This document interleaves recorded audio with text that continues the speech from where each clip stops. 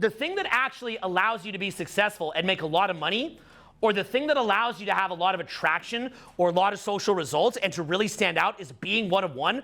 What does it mean to be one of one?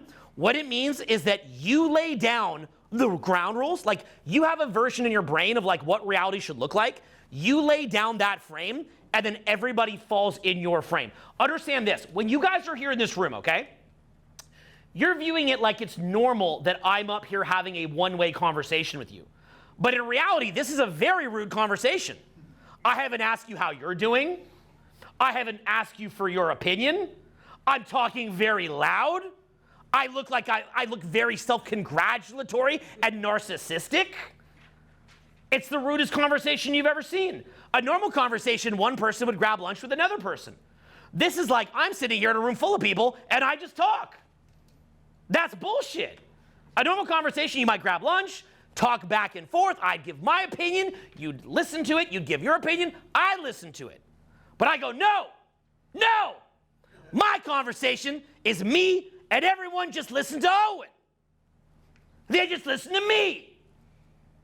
I'll tell you what's up. Pancakes, boy.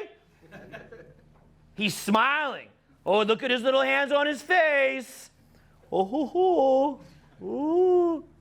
Yeah, you know, when he's giving that little laugh, you know it's wanky time. You know his little hands are under there. You wanking it down there? You got a little, you little wanking it? Okay. How's it feel? Who are you thinking about? You thinking about Pancake Boy? Sounds good, yeah. That's disgusting. Okay, do you see what I'm doing to him here? You see how I'm playing with you guys here? That's what you're seeing me doing in my videos when you see me outside. Okay? I'm laying down the frames, and I just believe in my frames. So I go within myself. I figure out what it is that I think is cool. So this is kind of a funny thing. For as much as I'm joking that I'm giving like a 3-hour lecture, I like 3-hour lectures. I personally don't want to watch something that doesn't go super, super, super deep. I don't really get a lot out of like these little like aphorisms like, you can do it too, or like you can be courageous. I'm like, that doesn't help me. Like I want to go deep. I want to learn the full picture. That's the way my brain works. So because I'm like that in the way that I like to learn, I also teach like that, right? In the same way when I want to learn about social skills, I want to go out and learn it. So I teach like that where I take guys out to learn it. Well, that's what I'm showing you here is I'm laying down the frame that you're all going to sit in this room, and I'm the boss, I'm the leader, and then what would happen the second that anyone in this room was a dickhead? Would I like negotiate with the dickhead? What would I do? I blacklist them. They'd be out. So my reality, my rules. Repeat that after me. My reality, my rules. So I'm not playing by somebody else's rules, and what I'm doing is I'm not acknowledging anyone outside of my frame. You're either in my frame or you're not in my frame. If you don't want to be in my frame, dead to me. Now, in reality, I love everybody, but I'm just saying that for all intents and purposes of where I'm putting my energy.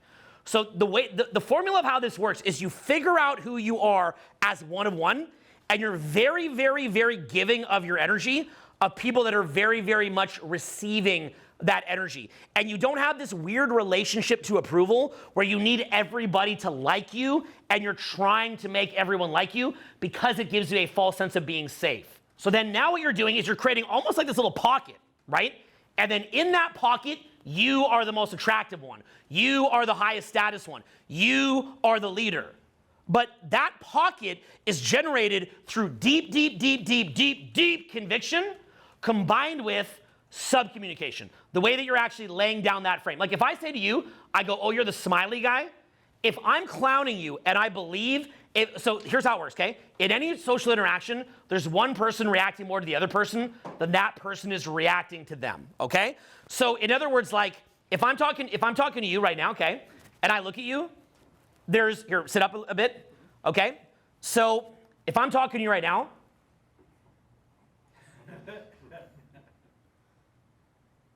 you got very pretty eyes. Oh.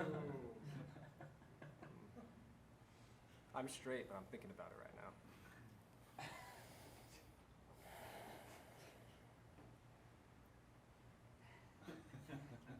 Now, who's reacting to who more? I'm reacting to you. Yeah, he's actually great, too. He's great. He's great. Probably studied my stuff, but he's great. So, okay, but the thing is, do you see what I'm doing with you right now? I'm talking to you in a way where I am grounded in my own frame, And as a result of that, you are reacting around my frame. Now, you can choose at any given moment, you can choose to get up and walk out of this room. But if you do, I'm not going to modify my frame and change my rules to prevent you from walking out. So as a result of that, I have this kind of firm, kind of gravitational field. It's like gravity, right, on a planet. It's like a planet that is cohesive. Hey, what's up, guys? Just want to jump in for 2 seconds to let you know, if you're enjoying this video, it's part of a free event series that I do. Now, I'm actually out here in San Diego, and I've got a whole bunch of people from the event out here with me today, because what we like to do is we run these in the seminar room, and then we come out for a field trip. It's a lot of fun, and it's completely for free to attend. So if you want to attend one of them, hey, you know, you missed the one out here in San Diego, you missed the beach, but I've got them coming in Salt Lake City, San Francisco, Orlando, Miami, Philadelphia, Los Angeles, Portland, Seattle, Chicago, New York City, Boston, DC. I've got a bunch of them coming up. Click the link below, and I'll see you out at one of these free events. We're actually going to work to build a mastermind group and a network for you, get a lot of your personal questions answered, help you learn public speaking, help you learn how to make cash, help you learn social skills, do a little field trip. Click the link below, and we'll see you at the free event. If you don't have your frame down, it's like you're this non-gravitationally held together planet that can just sort of break apart at any given moment. So as a result of that, people can fuck with your frame very, very easily, right? So now, maybe you're talking to someone very attractive, and you feel like, well, looks is everything, right? They look better than you. So as a result of that, you always feel at a deficit. So in the same way that when we're talking, I'm reacting less and you're reacting a little bit, and you're doing great, but you're acting a little bit more. When you're talking to someone more physically attractive than you, or richer than you in business, or maybe a client that you're looking to do business with, you are going to be reacting too much to their frame because they have the money that you're trying to get for your business, or they have the networking, or they have the connections, or they have the dating access because they're attractive, or access to intimacy, et cetera, right? So what happens is that if I'm not being one of one, and I'm playing by the rules of who's better looking or who's more rich, I can't win that game, okay? So during COVID, for example, I couldn't run my business at all. It really sucked because, I mean, imagine you're in a world of social distancing, and your company at that time was called Real Social Dynamics, okay? So, and you're in an era was called social distancing, okay? So you're freaking screwed. Now, what I did to keep the lights on in the building was I started coaching very, very rich people one-on-one. And these are people that make way more cash than me, way more successful than me. But I'm one of the few people that they could actually get as a coach because I understand how to control frame on somebody who makes more money than me. So if I'm coaching one of the richest people in the world, or if I'm coaching a presidential candidate, or if I'm coaching, for example, any of you guys know Cole Gordon here in Phoenix? Any of you guys know Cole? Yeah, I used to work with Cole, right? So the point being is I've also learned probably more from him than he ever did from me. But the point is, like, imagine coaching Cole. What would you guys say who knows Cole? I know Cole. Okay, could you imagine being Cole's coach? Would that be a little weird? Yeah. That'd be a little weird, right? Now, to be fair, look, with all these guys like Cole, they're just lifelong. Why Cole's so successful is he has a million coaches. I'm not his only coach, right? But the point being is if I'm going to coach a guy as successful as that, and by the way, when I first met him, he was actually only doing like $3 million a year. Now he's at what? Like, what's Cole doing a year now? It's yeah, like 100 million a year or something. It's some crazy amount. So the point being is, like, when I'm coaching guys like Cole and so on and so forth, again, Cole's just a lifelong learner. I probably learn more from him than they learn from me. But the point being is, imagine coaching someone like that. And in your brain, you're like, this is crazy. Like, you're on the other, like, look, guys, I'm human too, okay? Like, you might forget I'm human too. So I'm on the other end of the phone. I'm like, hey, Cole, right? Like, man, like, this is really cool. Can I get a photo? I mean, lesson 1. You see where I'm going with this? So in order to be able to coach somebody at a higher level than you, I have to see it like here has to be my frame with someone like Cole. Okay, Cole, yeah, you've done this, and this that I really want to do too. By the way, talk about a guy who's on the ball. I mean, that guy is on the ball. Okay, cool. But do you do the best parties? No. Do you understand cold approach social skills? No. Do you understand public speaking and communication at the highest of improvised levels yet? No. So my reality, my rules, okay, you have all this, that's fine, but I have this. And that's my frame. And if you want to talk to me, you enter into my frame. Same thing as if I'm coaching a presidential candidate. Same thing as if I'm coaching someone who's a big tech titan. I have to say, look, yeah, you might have literally over $1 billion. You may have many billions of dollars multiple times over. I don't care. Because, and let me explain to you why. My last 5 years, skiing, national parks, and dating women that are genuinely attracted to me, not having sex with hookers. Your life, wake up, feel like you're eating glass when you're doing entrepreneurship, hating your life, under constant stress, women liking you for your money. You didn't go to every single national park. So who's winning? Owen's winning. My reality, my rules. You want to learn how to actually start to enjoy your damn life? You want to get people that are attracted to you not for your money? You want to learn how to be a better public speaker, better communicator? You want to learn how to buck the system and stop being a part of this lame-ass system and actually change the world and have a little bit of courage and do something a little bit counterculture, maybe even bring back free speech? You want to learn how to do that? Talk to me. My reality, my rules. Okay? So I don't go into their frame. So in other words, my national park tour is cooler than your billion-dollar business, because what is money if you can't enjoy it? Okay? So in the same way, when you're talking to someone that's very physically attractive, your good vibes, your perspective, your humor, and your status is worth more than their looks. And you have to believe it. And then the same way that I'm getting you reacting, like if I look at you and I call you Pancake Boy, the reality is I don't know how successful you are. You kind of look like a pretty smart guy. You might make more money than me. Maybe you make way more money than me. Maybe you have a whole situation in life better than mine. You see what I'm saying, right? But the truth is, even if you have that, you might not know how to impose that on the dynamic, on the buyer-seller dynamic. Say the word buyer-seller dynamic. Buyer-seller. Okay, you might react more to my frame than I react to your frame. But my frame can be undermined. You see what I'm saying? Yeah. My frame can be undermined. Hey, I'm Owen. It's me, everyone. I'm gonna talk for hours. I'm a fucking narcissistic cult leader. Right? You can make fun of me. Right? I can be, anyone can get got. Anybody. I don't care who it is. Anybody's frame can be broken. I'm a little tricky one to get. I'm a little slippery eel, but it can be done. Okay? I'll figure it out. You'll figure it out. You won't. But it can be done. And you're consciously doing. Yeah, it's called the program that I released in 2007, The Blueprint Decoded, where I explain all this, but no one watches anymore. And if they just would watch it, they'd get all this, but they don't.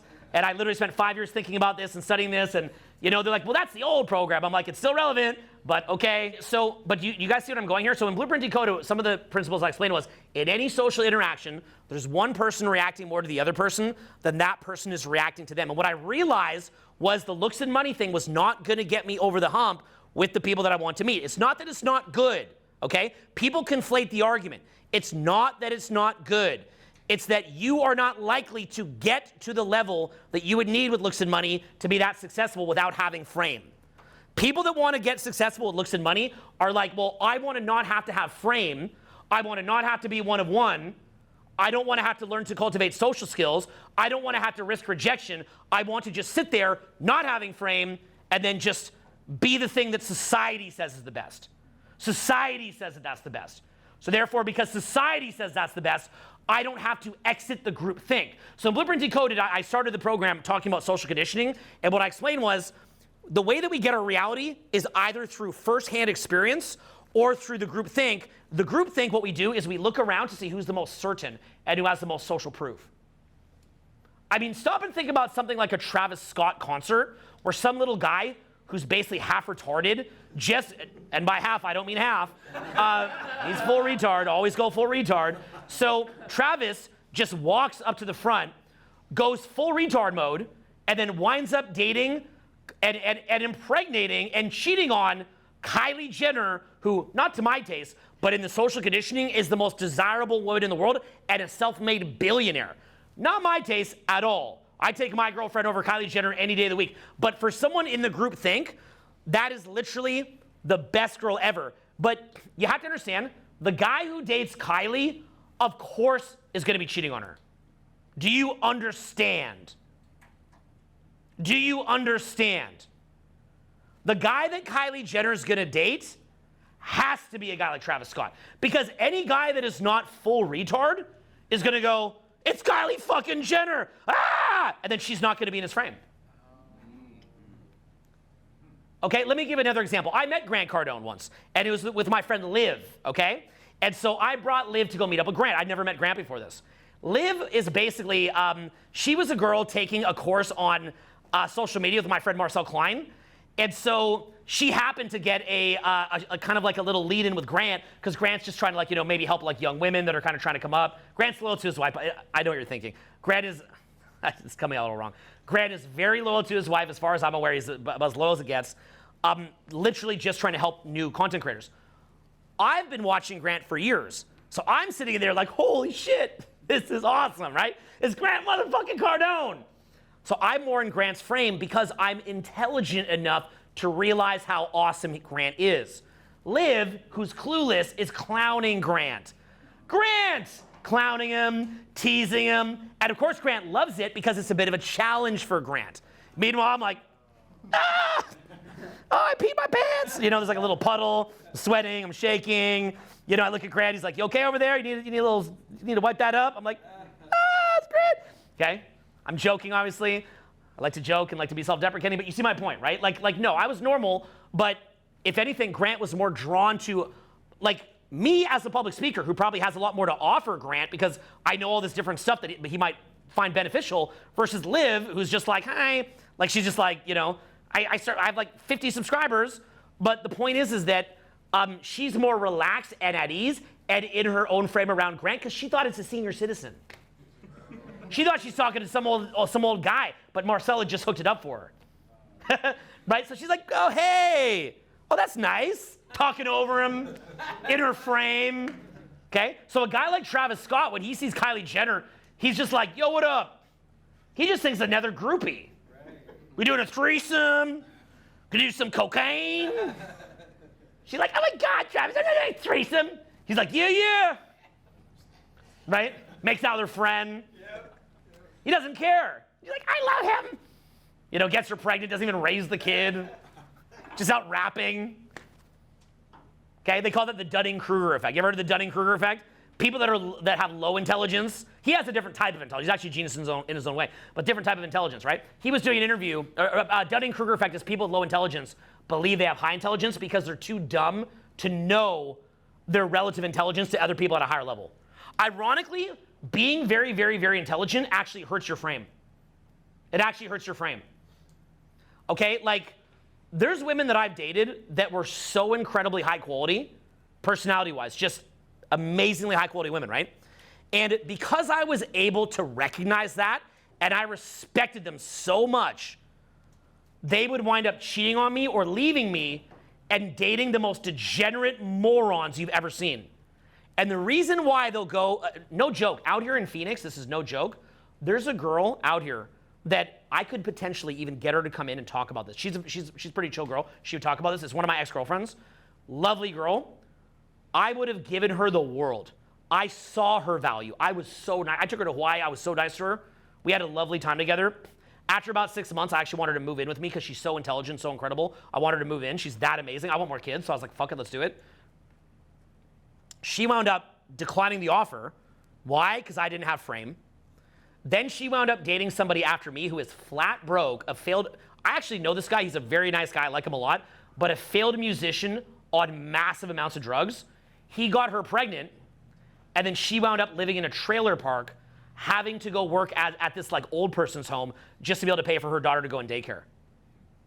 Okay? And she'd call me later. She's like, it was the worst mistake of my life. Like, fuck, I think about it every day. Well, here's the best part. At the time that her and I broke up, I blocked her, and I never talked to her again. But what does that mean? When you block someone, you have frame. So now I'm this dream guy that she can never get to talk to her. So she kept calling my friends, say, get Owen to call me, get Owen to call me, get Owen to call me. So I finally called her, right? And then she kind of pulled me because she's so entrancing. Do you guys ever feel this way when you talk to a really intelligent woman and it really entrances you? Because you know that the kids are going to have that brain. You want that brain, right? You want that brain. You know, right? This woman has just such an incredible mind. And so she sucked me back in. And I got sucked back in. And here's the best part. You ready to hear this? I lost frame again. Okay? I lost frame again. And then she dumped me.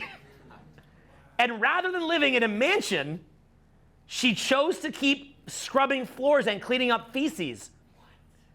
That is how bad they don't want to date you if you don't have frame, that they would choose to scrub the feces of old people while their daughter is stuck in daycare and can't get all their attention. Like, they would let their own daughter rot while they clean filth over living in a mansion with a guy that they do love, but who lost frame.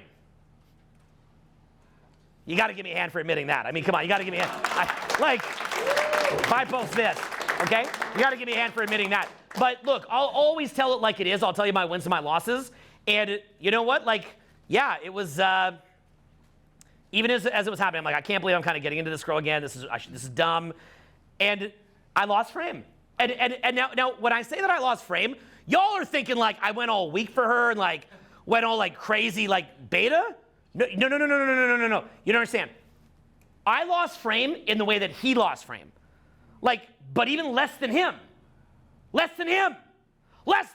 Like, she had frame 51, I had frame 49.9. Like, I had frame 49.999999999, but just for the fact that I did not have frame, attraction's dead. Because you have to understand, here's what you're not getting. As soon as you lose frame, say that you're me, and you don't have frame, what do you have? Your pot belly, your bald head, your autism, a dwarf. So the second that I lose frame, I'm just a old, chubby dwarf. I'm at that point probably in my 40s. She's in her early 20s. I'm a 20-year-older, gray-bearded dwarf. That's what happens when you lose frame. You ever notice that when you have frame, you get idealized, and then as soon as you go beta or lose frame, they just walk off? Because they come out of the trance, and they just leave. That's how it is. Now, I know you're thinking, well, what if you were better looking? What if you were richer? It happens to them, too. It happens. Look, Dr. Dre, Tom Brady. Tom Brady got left by his wife, devastated his children. Who did Giselle leave Brady for? Jiu-jitsu instructor. Her freaking personal trainer. Oh, who has frame. That's scary. Dr. Dre, billionaire. Yeah. His wife left him. Couldn't even keep his like old lady wife. It wasn't like this was a 22-year-old Instagram model getting flown out to Dubai. Okay? This was an old lady. And he can't keep it because he lost frame. Realize all these people that are like, no, I wish I just had the looks, I had the money. That's not safe. That's not helping you. That's not doing anything for you. You have to figure out who you are, and you have to get centered, you have to get grounded, and you have to own the frame. And what that is, like we said, it comes down to very, very, very subtle subcommunication. And what it is like you're basically one of one, and you are not categorized within the larger social categorization. You're not a 0, 1, 2, 3, 4, 5, 6, 7, 8, 9, 10. You're something different than that. Every single ex-girlfriend that I've ever had, they say the same thing. They're like those, because I'll be like, oh, you're so beautiful, baby. They're like, you're so. I've never met someone like you in my life, baby. Right? It's like, like, baby, you're so hot, you're so sexy. Thank you, you're so different. You see where I'm going with this? The words that I get are usually different, unique, special, like I'm like little Timmy or something. Special, I get called special. Interesting, I get. I get confident, funny. I get, some girls that like me are beard fetishists. CJ, my ex-girlfriend, beard fetishist. I'd be at the barber. She would show up. She'd show up at the barber. She'd see on my Instagram story I'm at the barber. She would drive her car over and go, "You bastard! You do not shave that majestic beard." Because CJ loved giant beards. I asked CJ, I go, "Babe, how long of a beard do you like?" She goes, "Down to your feet." I'm like, "Really? Down to your feet?" She's like, "Down to your feet." She likes bright fluorescent colors, right? She doesn't want me to wear black. My current girlfriend, she likes me to wear black. CJ wants me to wear really bright, really popping, bright colors, big beard, really out there. She likes guys. I think she likes guys, because CJ, if you know CJ, she's on social media. CJ is very out there, right? She's very like wild. She's very crazy. So she wants someone that can kind of, at least at the time, she wants somebody to match where she's at. She wants someone kind of unique, right? Like the kind of girls that like certain rappers tend to like me. You know that who's the one that got shot? X Tachyon. I should listen to his music. I wish I never listened to X. What's his name? XXX. XXX. Yeah. So is he like a very like countercultural kind of unique? Like he thinks a little different. Okay, so a lot of women that I've dated are fans of his. So they kind of view me as like kind of an extension of those kind of energies of like not being in the box, thinking different. Like for you guys in this room, if you're into kind of outside the social matrix sort of thinking, would you guys say it's almost impossible for you guys to just go watch Stephen Covey? Yeah. Because and I love Stephen Covey, by the way, but compared to someone that's outside the box, that's speaking more from their own thoughts and feelings as opposed to something a little bit more sort of social cohesion based, I love Covey, right? But like even take Ray Dalio, like I love Ray Dalio, but like if we were to put on Ray Dalio right now, right? He has Principles and the New World Order, the Changing World Order. So he's like, if you listen to Dalio, it's like, I am Ray Dalio. I have worked for many years. I have these principles that if you applied, you could also find your own measure of success. And you know why people like Dalio?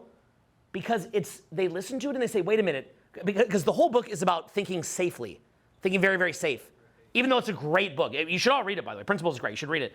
But it's very, very, very safe. I always joke with my buddy, like, imagine if Principles was read by Tupac or DMX. Right? Like, I've worked very hard. I have principles. What? But that'd be such a better book. So, okay, imagine me reading Principles. I'm Ray Dalio. So the idea being is we like Dalio because it's kind of like an homage to a simpler time.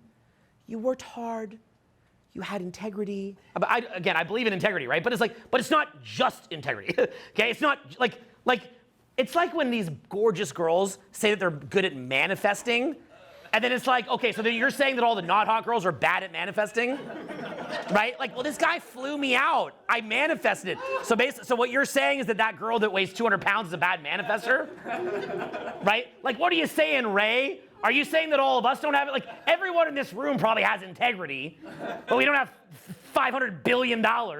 So it's got to be something other than that. So, idea being is like, we gravitate to Ray because it's more safe. So it makes it feel like, oh, like that's an example of like, if I was more inside the box and just kind of worked hard, everything's going to be okay.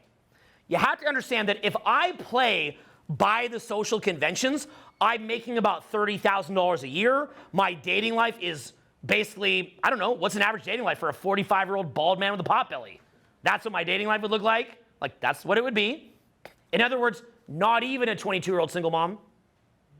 Catch that? Yep. That kind of, did I tie that bow together there for you, right? I tie that little bow together for you? Because you're like, what? Like you lost frame and she left? If you don't have frame, you're not even good enough for a 22-year-old single mom. You see where I'm going with this? That's what I'm trying to tell you guys. Like even my house was not enough for her if I lost frame. Yeah. Because there's other guys with better houses. But you know who was good enough to knock her up? A drug-addled failed musician. He's out. I could potentially bring him here tomorrow. He lives here. He lives here. I love the dude. You know? I mean, damn, bro. Like, he got what I had wanted. I'm not a hater. I don't hate. I appreciate. I'll try. I could get him in here potentially tomorrow. I could ask him. Yeah, and you know what he'd do if he walked down in here? You'd see him tomorrow. He'd walk on in here. He wouldn't be nervous of any of you guys. He'd go, and he's flat broke. He's in his 50s, by the way. Flat broke. And he'd go, he's been laying it down the pipe with girls like that since he's probably 18. You know what I'm saying? Playing his music in some back bar somewhere, hooking up. He doesn't care. That's an everyday thing to him, right? To me, it was a big deal. The special one. To him, it wasn't. So That's why he succeeded where I failed. So he'd walk in here and he'd go, "What up, guys? How's it going? I see you guys are in here learning. Yeah, this is Owen here.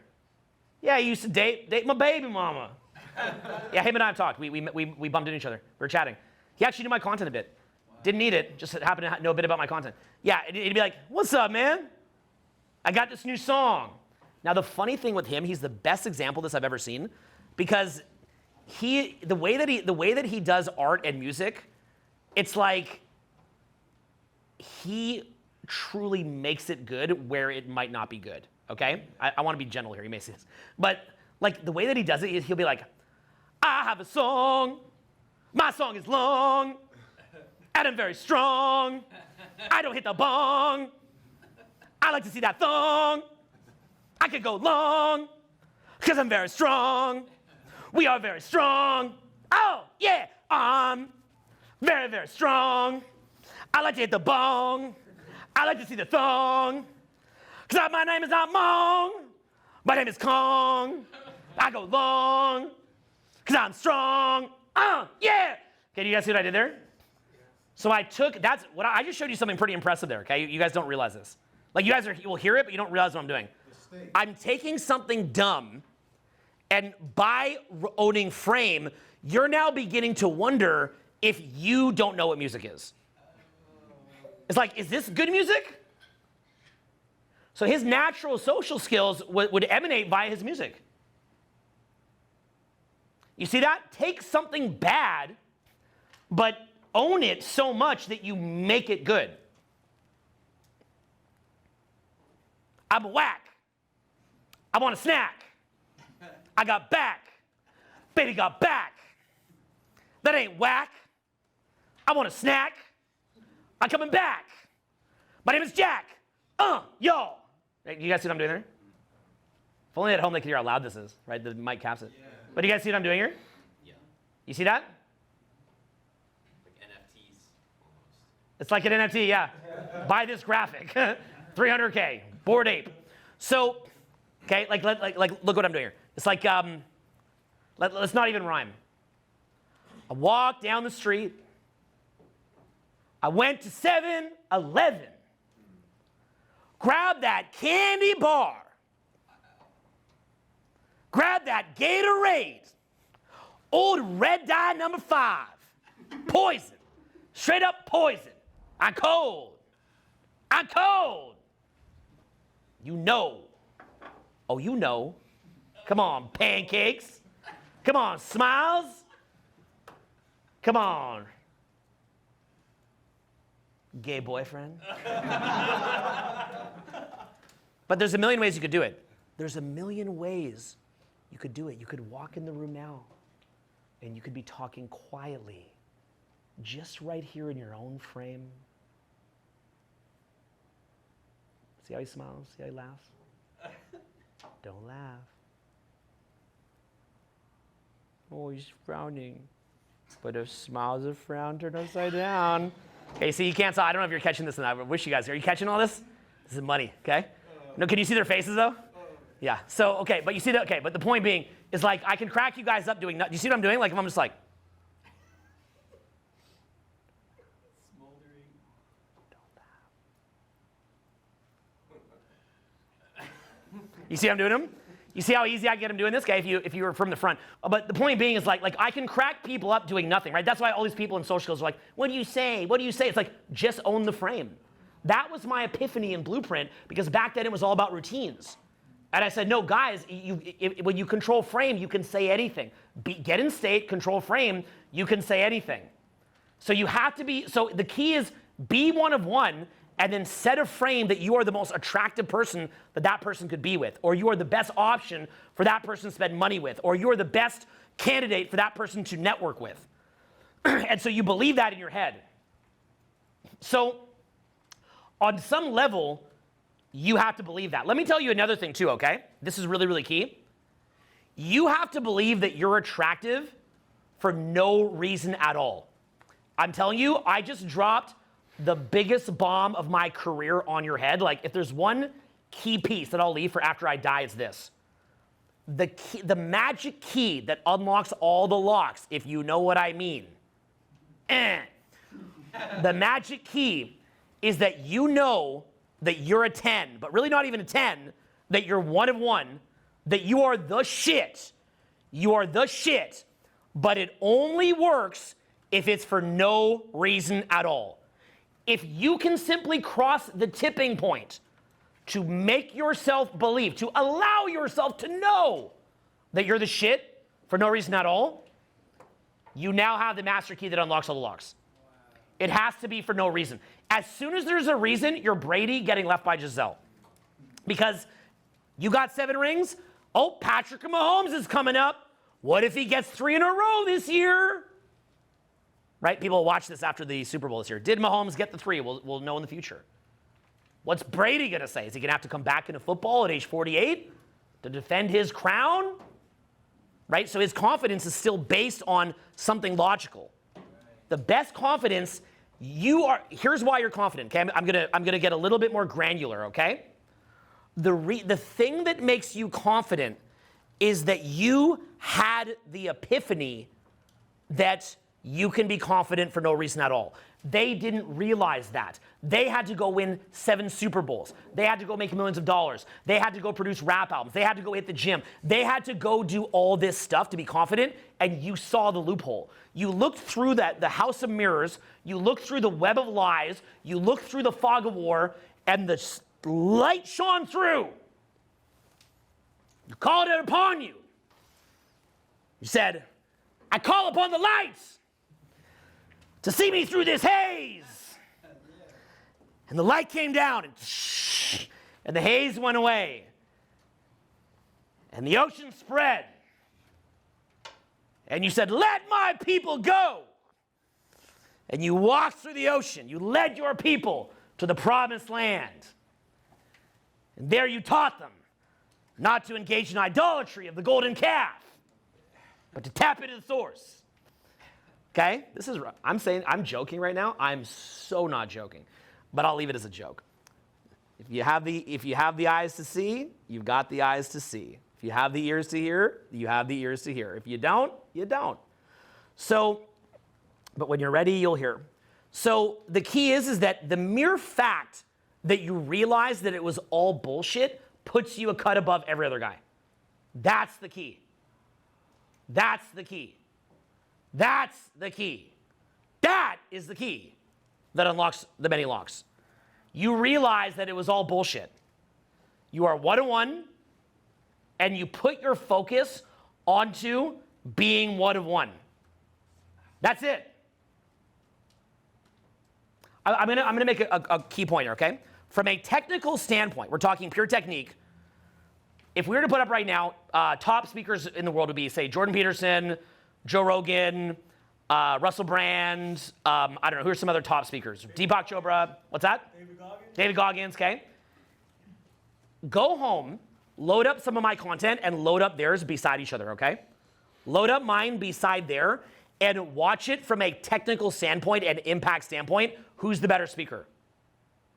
Watch it from a technical standpoint and impact standpoint, window by window. Who has a better, and by the way, those people are using microphones in most cases. I'm going mic free. So watch it from that technical standpoint. The question is why?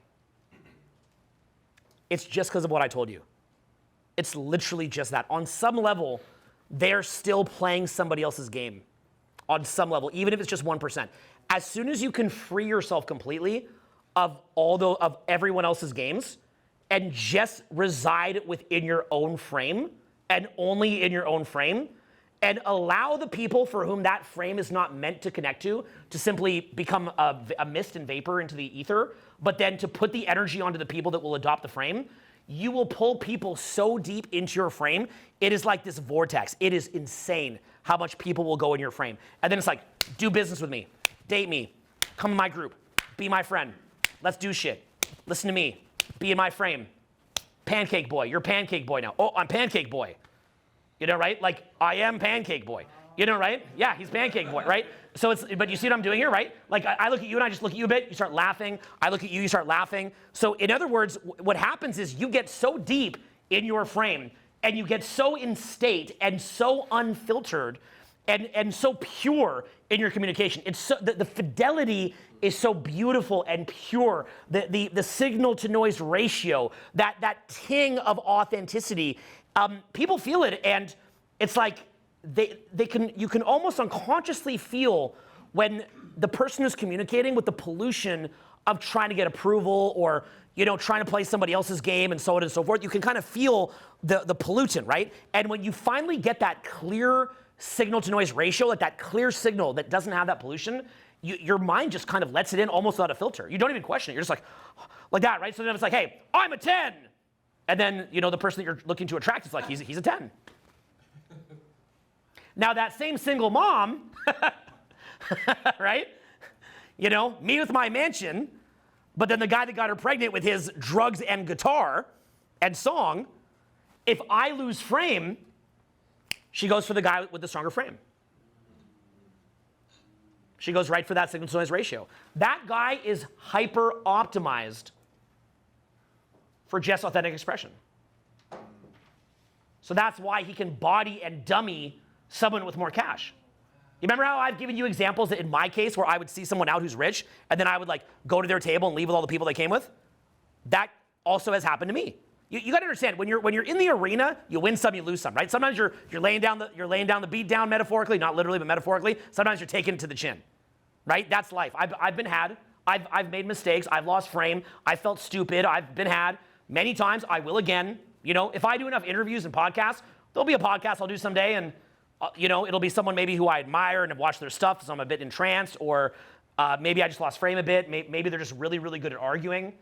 Guys, you ever heard of the debater Destiny? You ever seen Destiny? Yeah. I mean, he's just really good at debating, right? Like, I can watch that guy and I'm like, I know he's wrong about this, but he'd be a very tough guy to debate because he's got a really strong frame. He'll convince you, by the time you're done debating him, you're like, maybe I am gay, right? You're like, thank you, Destiny, and I wouldn't be surprised if he's done that, right? Because he's openly bisexual, right? So I wouldn't be surprised if he's hooked up with some straight dudes, right? Who just talk to him, and next thing you know, it's like, maybe I am gay, right?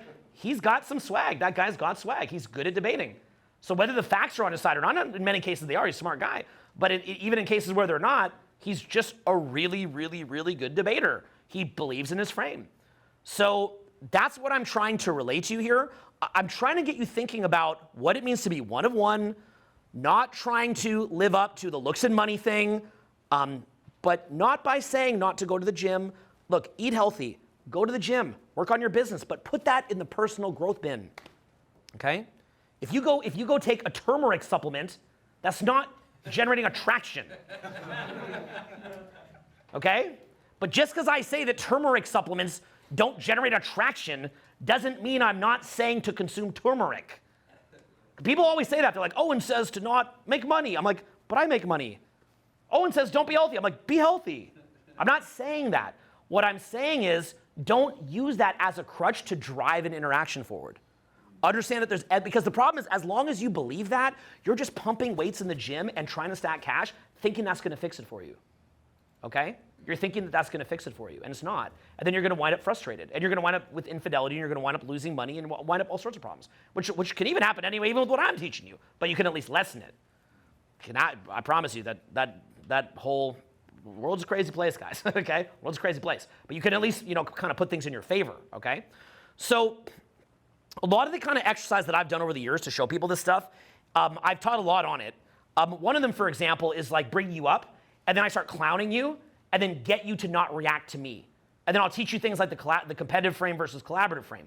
Collaborative frame is this idea that you don't view someone as against you when they're clowning you. You view them as your friend, so it doesn't get under your skin.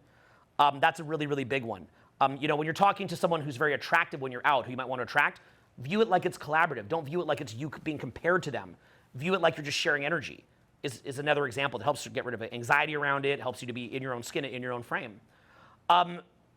There's things like, I've done exercises, for example, where I'd have you come up and give your best lessons, and I would have 5 or 6 people surround you and yell insults at you while you just say the lessons, right? And the idea is that you're tuning out the noise and staying grounded in your own frame. I've even done exercises where I might have you put in the middle, and I would have the whole entire room yelling stuff at you and insulting you, and believe me, that one there, because I've been in the middle of the room, I would think that where I'm at, that wouldn't freak me out. There's something that is kind of prehistorically terrifying about having 40, 50 people screaming at you like they want to kill you, even as an exercise. Like, even as an exercise, like, this is pretty primitively terrifying. But I've done exercise like that for years. I've actually, for many years, I would do that every weekend. So imagine me, every single weekend, I would have a group of 30 or 50 or 100 people surround me and scream like death threats at me and insult me. Or I would have exercise where people are yelling at me in a circle while I'm trying to talk. Or I would do like, frame control exercise. If you guys remember the old hot seat at home exercises, Blueprint Reloaded has that stuff. Same thing, right? So that's all what this stuff is centered around. And then what you'll see with me is, because I love this stuff so much, I'm such a fan of it, I will go out in the public and, if you saw my video that I shot in Vegas where I'm just doing a couple little like social experiments and interviews, and you see me kind of saying, oh no, you're lying, or things like that, I'm just doing that same kind of a thing, and I'm getting people to go in my frame. And in that video that I put out in Fremont in Vegas, you saw me talking both to women, but also talking to some dudes that like, you might not want to talk to like that. You guys notice that? Yeah. You guys are like, you're really gonna say that to him? Yeah. Like, you're gonna call that guy a liar? I'm like, liar, right? So you guys know when I do that, I'm not messing around, right? Like, I have gone into every type of environment over the years to put this to the test. I've gone to like the island of Kauai, where the guys are all like ready to throw down and know MMA. Trust me, you play around out there, you could probably get killed. But I've done it stupidly. I don't recommend it, but I've done it. I also like Nepali Coast. It's a little dangerous, but I am alive. But be careful.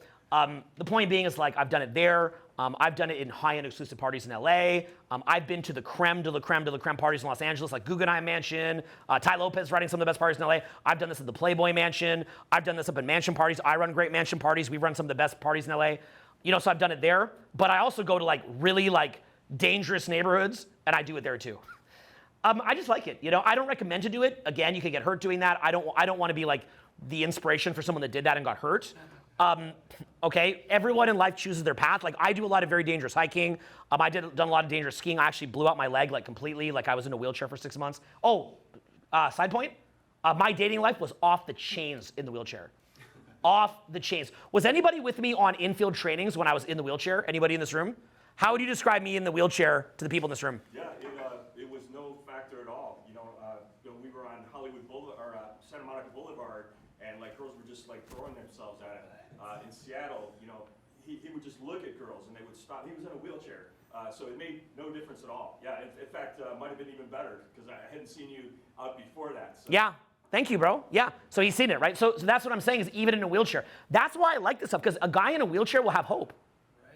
You know what I'm saying? So I bring out my wheelchairs on trainings now.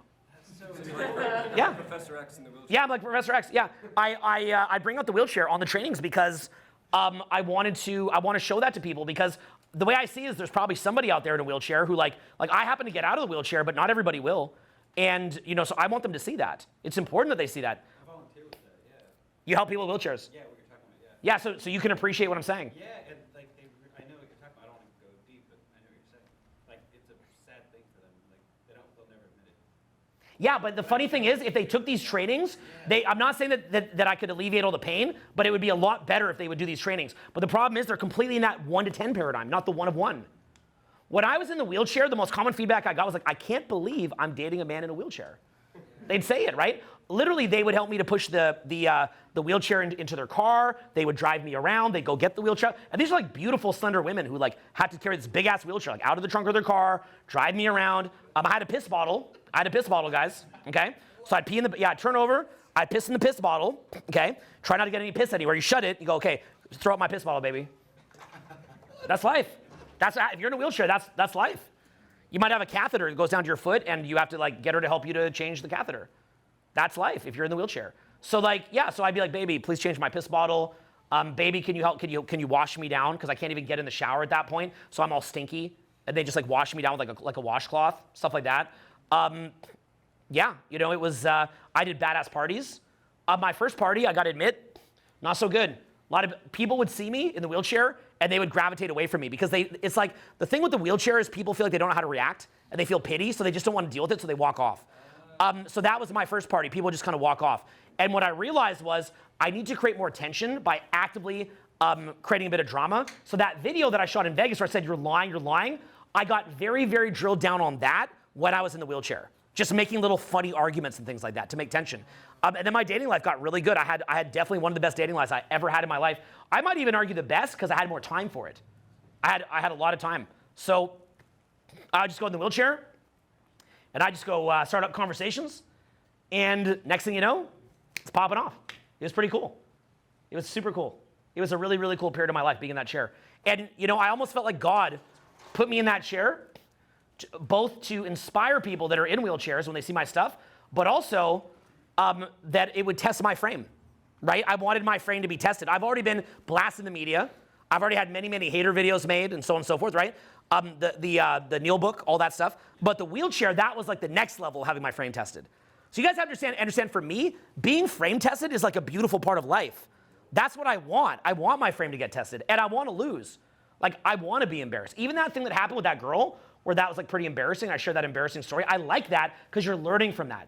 As long as you're always learning and always growing, sky's the limit. Now, let me talk about maybe one last application this as well, and then we'll probably do some other stuff today, okay? The other thing that's so cool about this stuff, did you guys notice that I was able to build out an entire industry when I was younger? You guys catch that? You guys know this whole industry was built by me and a couple other people. I don't know if you guys know that. We built a whole industry.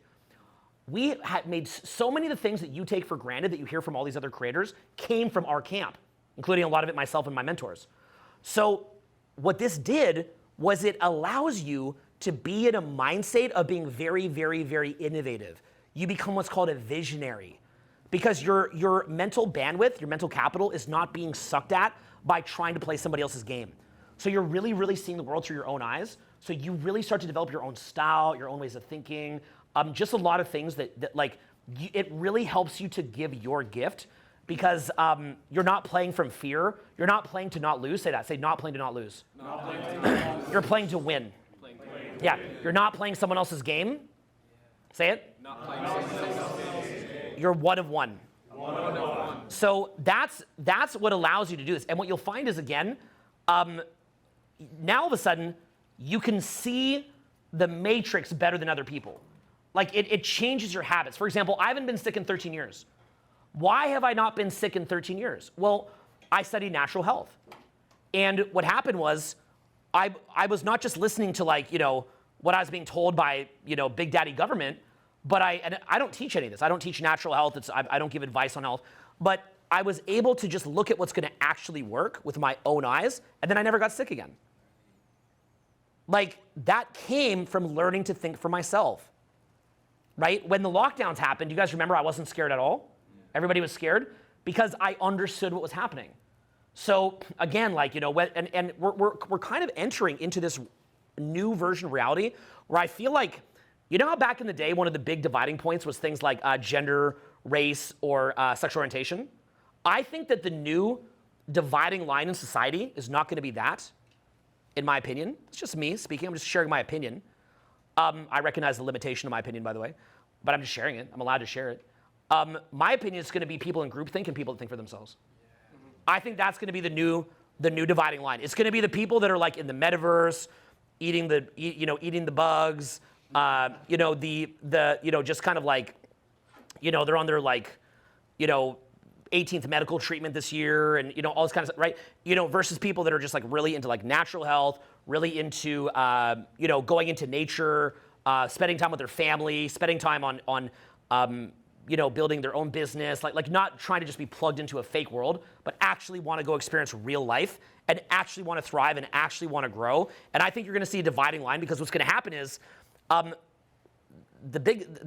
just call it the bad guys, and I'll leave that for another day.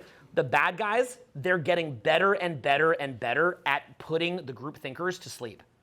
They're just getting really, really good at it. And it seems to be escalating. But the funny thing is, as evil escalates, good is escalating in parallel. So what you're seeing is evil is escalating fast, but good is also escalating to meet the evil, is really what you're seeing. And so you're gonna see, like, things like the internet can both be this huge way to put people into a slumber, to sedate the world, but it's also a tool to wake people up. It's actually both. So what you guys saw, for example, with the free speech debate that's been happening for about a decade now, that is very, very much based on a dynamic where the elites pimp out the masses, and they're like, we're going to protect you. We're going to protect you. And the funny thing is they do. They actually do protect the masses from a lot of bullshit, like a lot of really, really bad stuff. But they'll just tweak a couple little key things while they do it.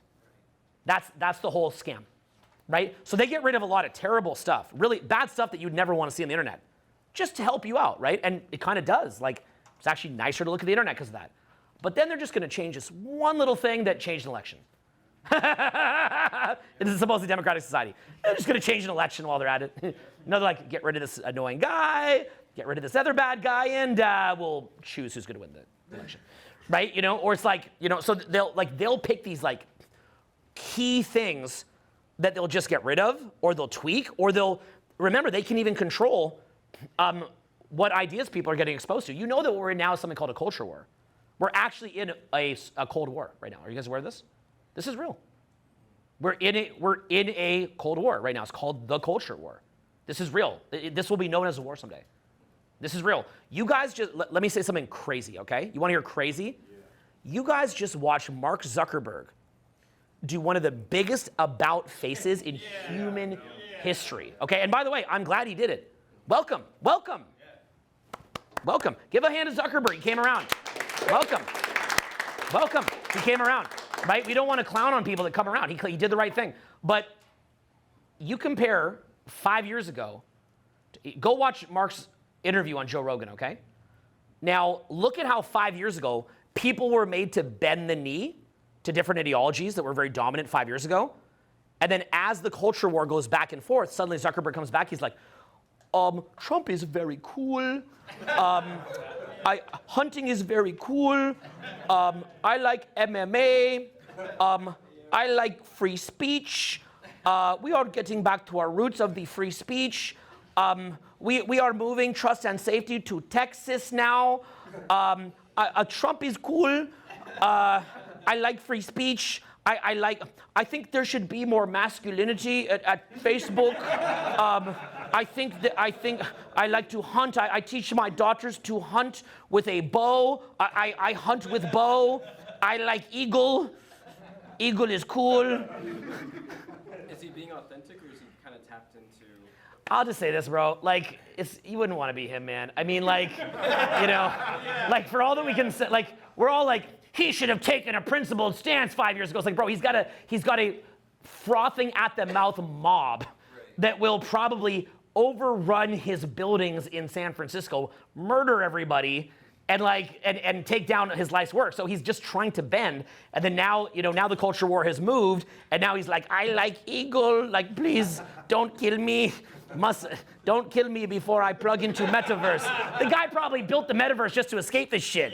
He's like, I'll just go in a pod and escape to a non-culture war world and live in the metaverse. The metaverse is cool. It's probably why he built it. This poor guy, I mean, it's like, you know, I mean, how would you feel like you built this company? You're like, it helps to connect people. It's cool. And then next thing you know, it's like you have raging mobs of like wokesters and right-wingers like try to make you bend the knee. But all that said, I mean, watching him bend the knee and do such an aggressive shift in opinion, that is the culture war. It's basically, I mean, look at the fact that Donald Trump, if he didn't win the election, was going to be stuck in Rikers Island for the rest of his life.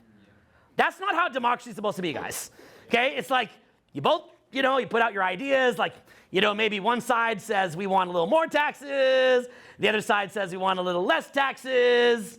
You know, you put on a campaign, you have a debate, someone wins, someone loses, and then you go home and, you know, you present your ideas to the public.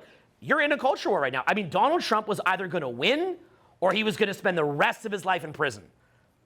Think about that. That's not how it's supposed to work, guys.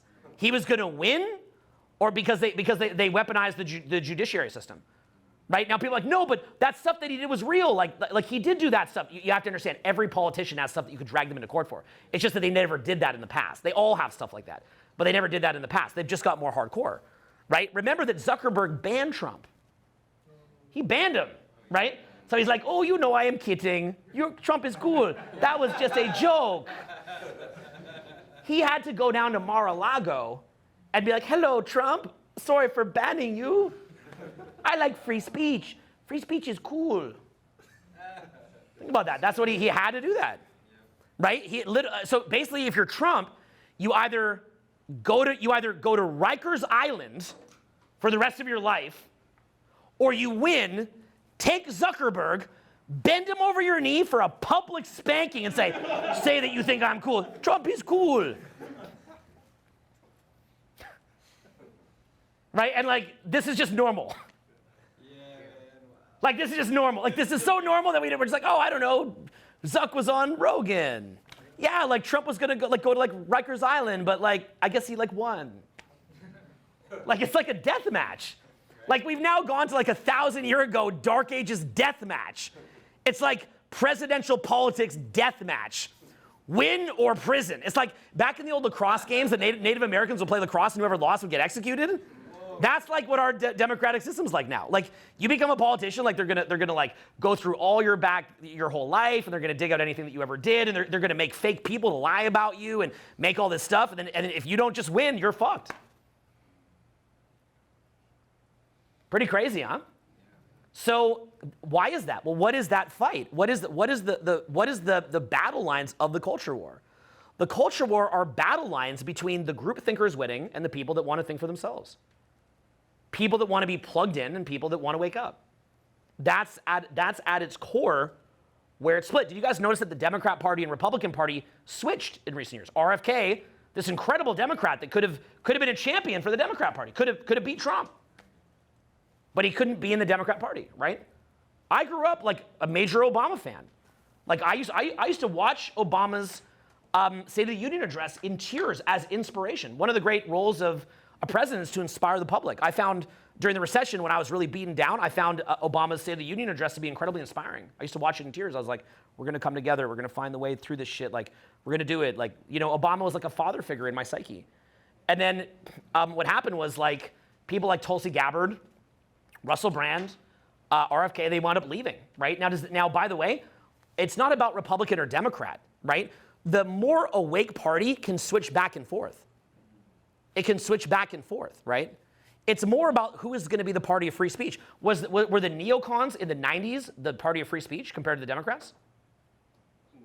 No, Democrat was, like the left was a little bit more about free speech back then, right? You see that? So it switched, okay? So oftentimes, the people that want free speech want it until they have the dominant narrative, and then they want to get rid of it. So free speech is there to protect the ideas of the weak, not to protect the ideas of the strong. But what the strong will do is the strong will say, we're going to protect you. The strong come in and say, we're going to protect you, the weak, by controlling the flow of information to protect you so that they can be allowed to move an election or things like that. So, what's that? For your safety. Yeah, it's for your safety, right? Like, I go hiking in Glacier National Park while grizzly bears walk by me. But I'm allowed to do that. But I'm not allowed to like, you know, go outside without a mask on or something like that, right? So you have to understand, like, there's and what's going to happen is you're going to see things like, oh, you can't have a natural pregnancy anymore because the woman could die in childbirth. So now you have to have a baby in a pod. You guys seen those new cars that are going around now? It's called a Waymo. Yeah. You think that you're going to be allowed to drive your own car? They're going to look back at the era that you could drive your own car as chaos, right?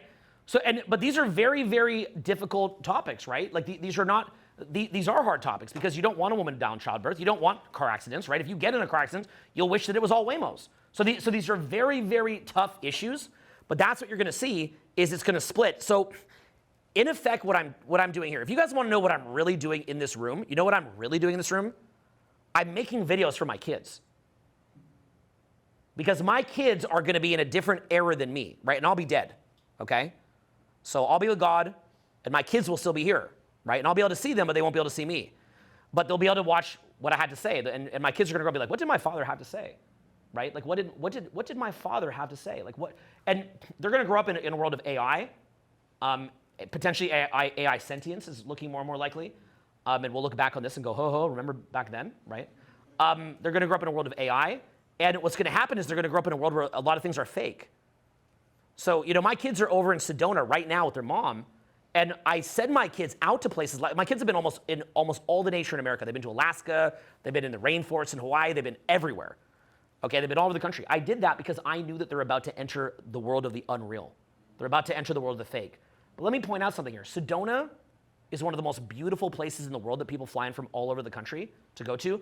Who here in this room has ever been to Sedona? Okay, so at least Okay, who has never been to Sedona in this room?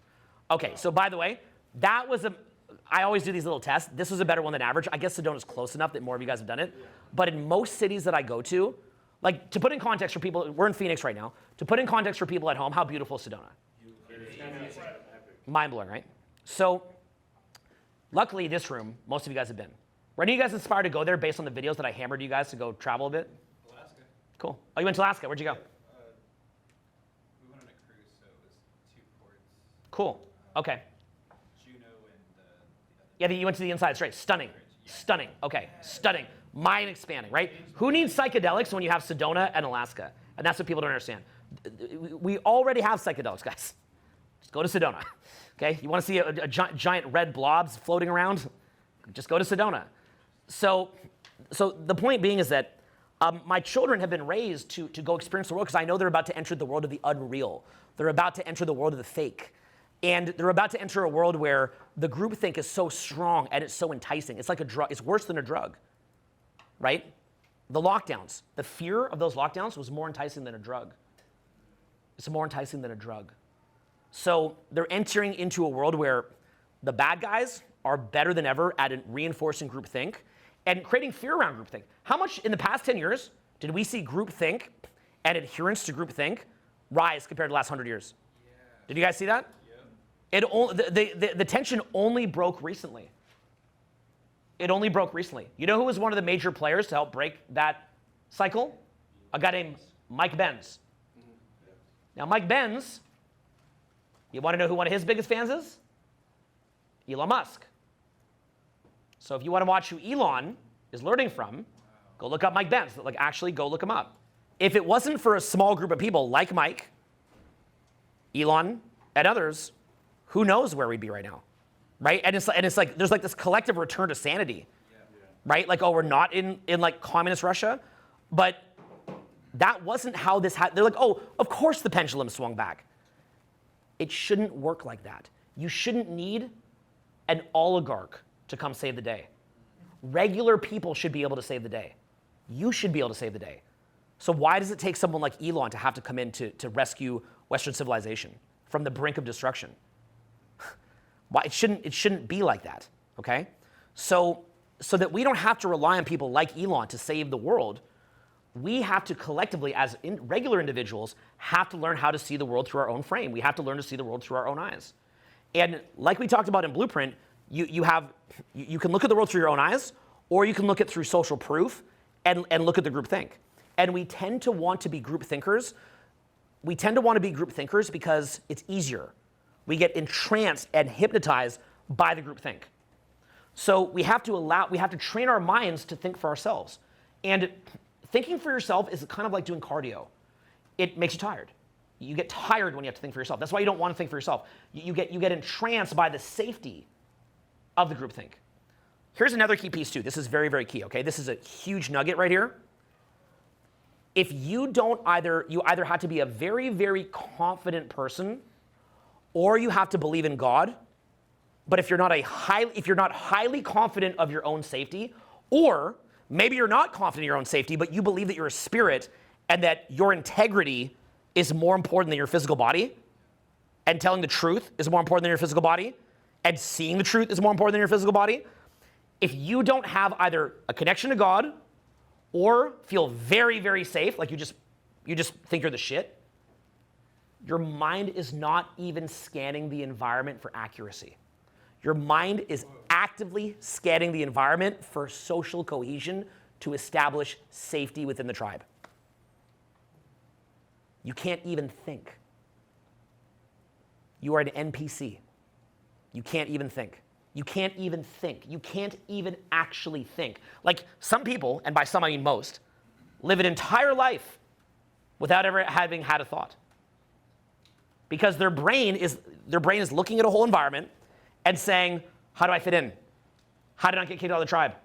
What belief am I supposed to have? What's my opinion supposed to be? Rather than actually thinking. Rather than actually having a thought. And then they get pushed into bad pharmaceutical stuff. They get pushed into bad nutrition stuff. They get pushed into stupid jobs. They get pushed into stupid beliefs. They get pushed into the 1 to 10 thinking rather than 1 to 1 thinking. They're not thinking for themselves. And then what happens is that now that the social contract's been broken, now that the people that run society are no longer looking out for the little man in the way that they would have back in the day, the social contract's broken, and the abuse is just escalatory. The abuse is just, the abuse of the little man at this point has gotten so out of control that the little man just has nothing left to even like hope for. They've given up. The average guy's not even trying to get a girlfriend anymore. That's real. The average guy's not even trying to get a girlfriend or to have kids. They can't even do it. They've just completely thrown up the white flag. They've given up. The pressure's too strong. So something's going to have to change, right? It's going to have to change. And sometimes, when you're low down, all you need is one person to believe in you. You just need one person to believe in you when you're low down because you can't see the path. But if you could just find that one person that will believe in you, then you can start to begin to get momentum and start to knock down small wins. You can start to believe in yourself.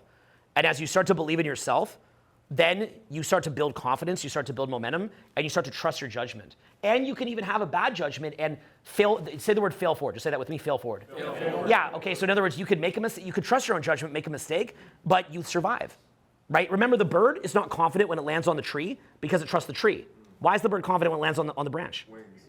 Because it knows if it snaps, what will it do? Fly. It's okay, right? I don't think that every judgment that I have is accurate. What I think is that most will be accurate, but of those that are not, I can adapt. I'll be okay. Even in a wheelchair, I was okay. So it's, you can learn to trust your own mind. But what we think is, oh, well, if we keep everyone in groupthink, we're going to have more societal cohesion. And that was probably true for a long time. It really was. It was probably true for a long time. But it's not true anymore. It's no longer true. Because in 2020, all was exposed. All was revealed in 2020. It was all revealed. We went into a world of complete insanity. Backwards insanity. Do you guys remember the first videos out of China where people would be dying on the spot? Do you guys remember that? People with hazmat suits would come out. People are just dying on the spot. And everyone's freaking out. Conor McGregor came on and told everyone they need to lock down. Do you guys remember that? Well, look at that video, Conor. A shill. A shill. And I like Conor. I'm a fan of Conor. I watched a man that I'm a fan of become a shill, read a script for money. You saw someone that you're a fan of do what? Become a shill. He attacked you. Do you understand? He imposed violence on you. And he's never apologized for that. He's never come out and apologized for that. But people forget. I'm a fan of his. I'd watch any fight he has. He's the most entertaining fighter in all history. Credible entertainer. Who's more entertaining than that guy in the world, maybe? In the world. But he knew that most of the people are in groupthink. So what we are now realizing is that system that got us where we're at, you ever heard the expression, what got us here won't get us there? That cohesion that we had in the groupthink, that worked until it didn't. Okay? And so what you're going to need to see now, this is kind of fucked up to say. When 2020 happened, I began training my kids on overnight hikes in places like Navajo Nation, really deep up into Sedona, up in the mountains in Sedona, all sorts of stuff, right? Really hard hikes where there's rattlesnakes around, things like that. I had to train my kids on that. I had to train my kids to not fear their own death. You shouldn't have to do that. Why do I have to take my fucking kids into the middle of Navajo Nation and pick up rattlesnakes off the ground with Sid and show them not to be afraid? Why is that more safe?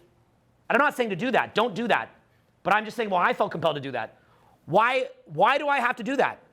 Because I can't trust the social contract.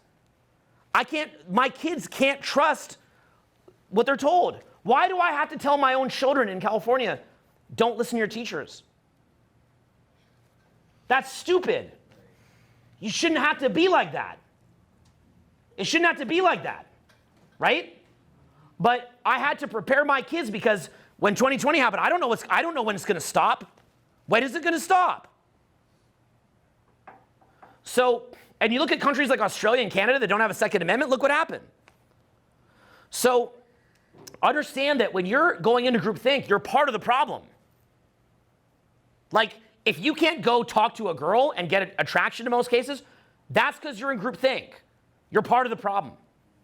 Okay? If you can't build a business, it's because you're part of the problem. That same guy that can't build a business is the same guy that's going to support 2020. So it's, okay, you're part of the problem now because you're now this thing that these fuckers can just go put a plug into and control you. So if you're not even in control enough to have confidence around a woman and you're a man, what does that say about how easily manipulated you are? That's a canary in the mine shaft. So when I was younger and I saw the problem that guys were having with this, I realized this is a canary in the mine shaft. Like this is a much, much, much, much bigger problem. So I felt so passionate about this, that's why I even do free events and record them and post them because I want to do something about it. And I didn't know what to do. I figured I got to do something. Someone's got to do something. So I made sure to coach a lot of the right people. I went and coached a lot of people that were huge difference makers, the biggest of the biggest of the biggest of the biggest.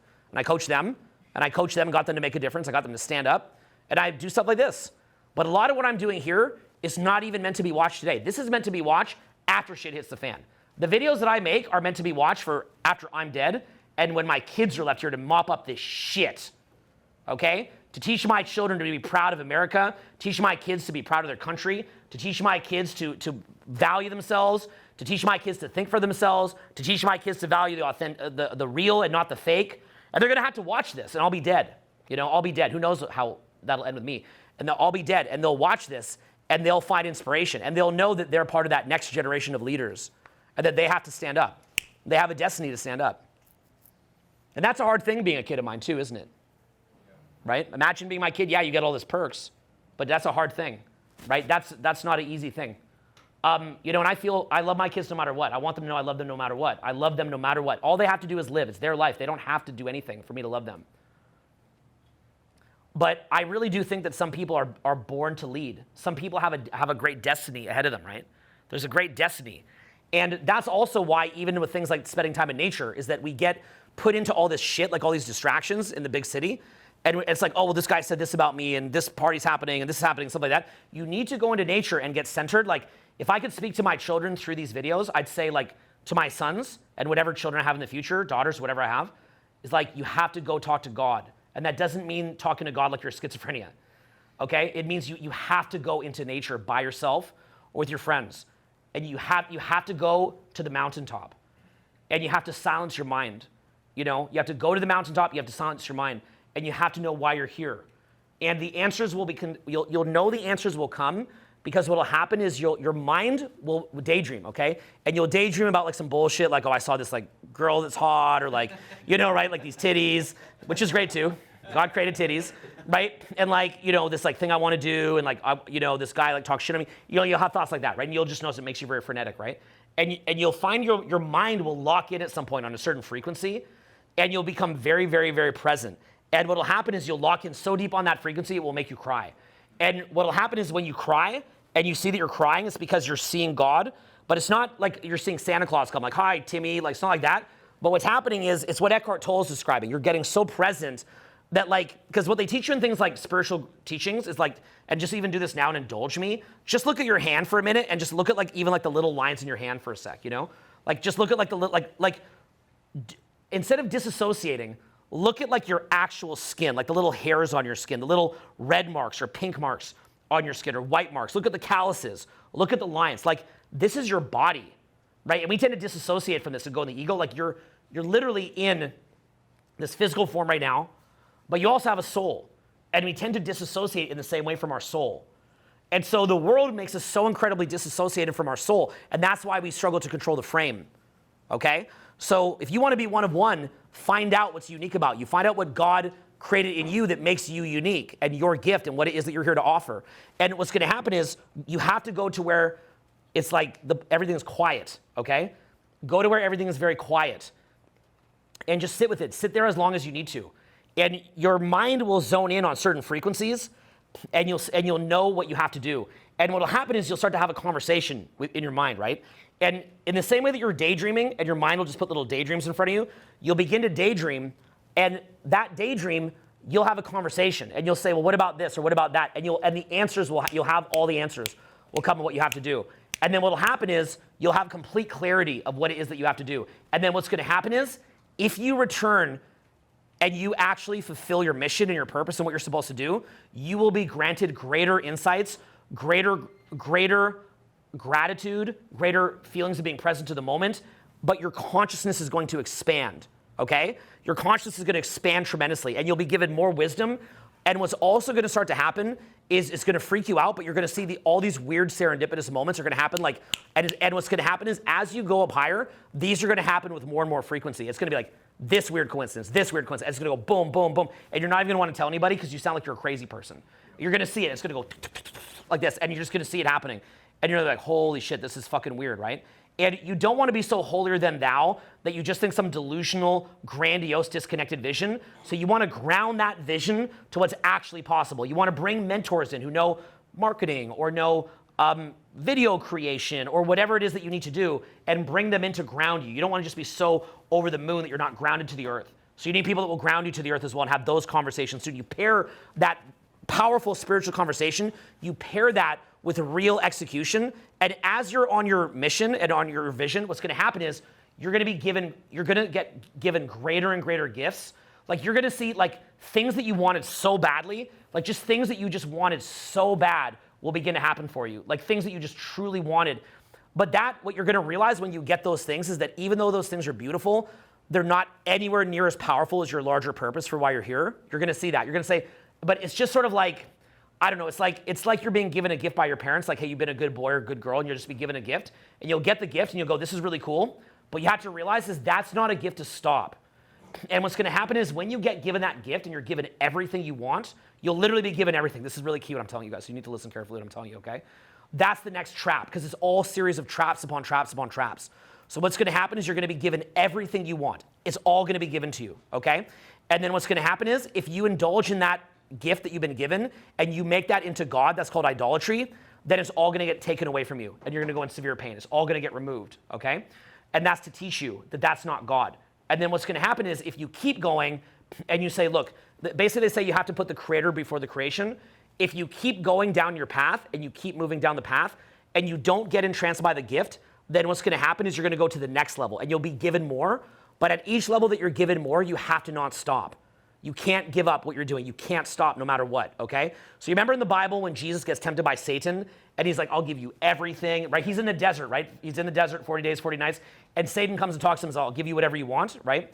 You can't, it's basically if you'll give up your faith, that what's going to happen is you'll get given everything you want. Because when you do this kind of thing, you're going to be so transcendent and operating at such a higher gear than everybody else that they're going to look at you like, they're going to see you as like a godlike figure, but you're actually not a godlike figure at all. You're just some regular schmo, but you just actually had faith and they didn't.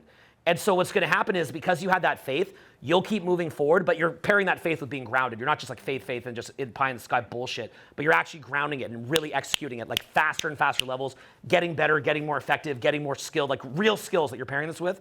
And then what's going to happen is you'll keep getting more and more temptation, and you'll get temptation on a level where it's so high, and you'll be given literally everything you ever wanted. But if you take it, it'll get pulled away from you. Or even worse is if it doesn't get pulled away from you, but in it not getting pulled away from you, you become grounded in those things and it will eat up and chew out and shit out your entire soul. And that's why you'll see some of the rich people that just got everything, but they didn't keep faith. And then what happens is they become dead, their soul dies. And you can actually see on their face their soul is dead. Many of them are in the government.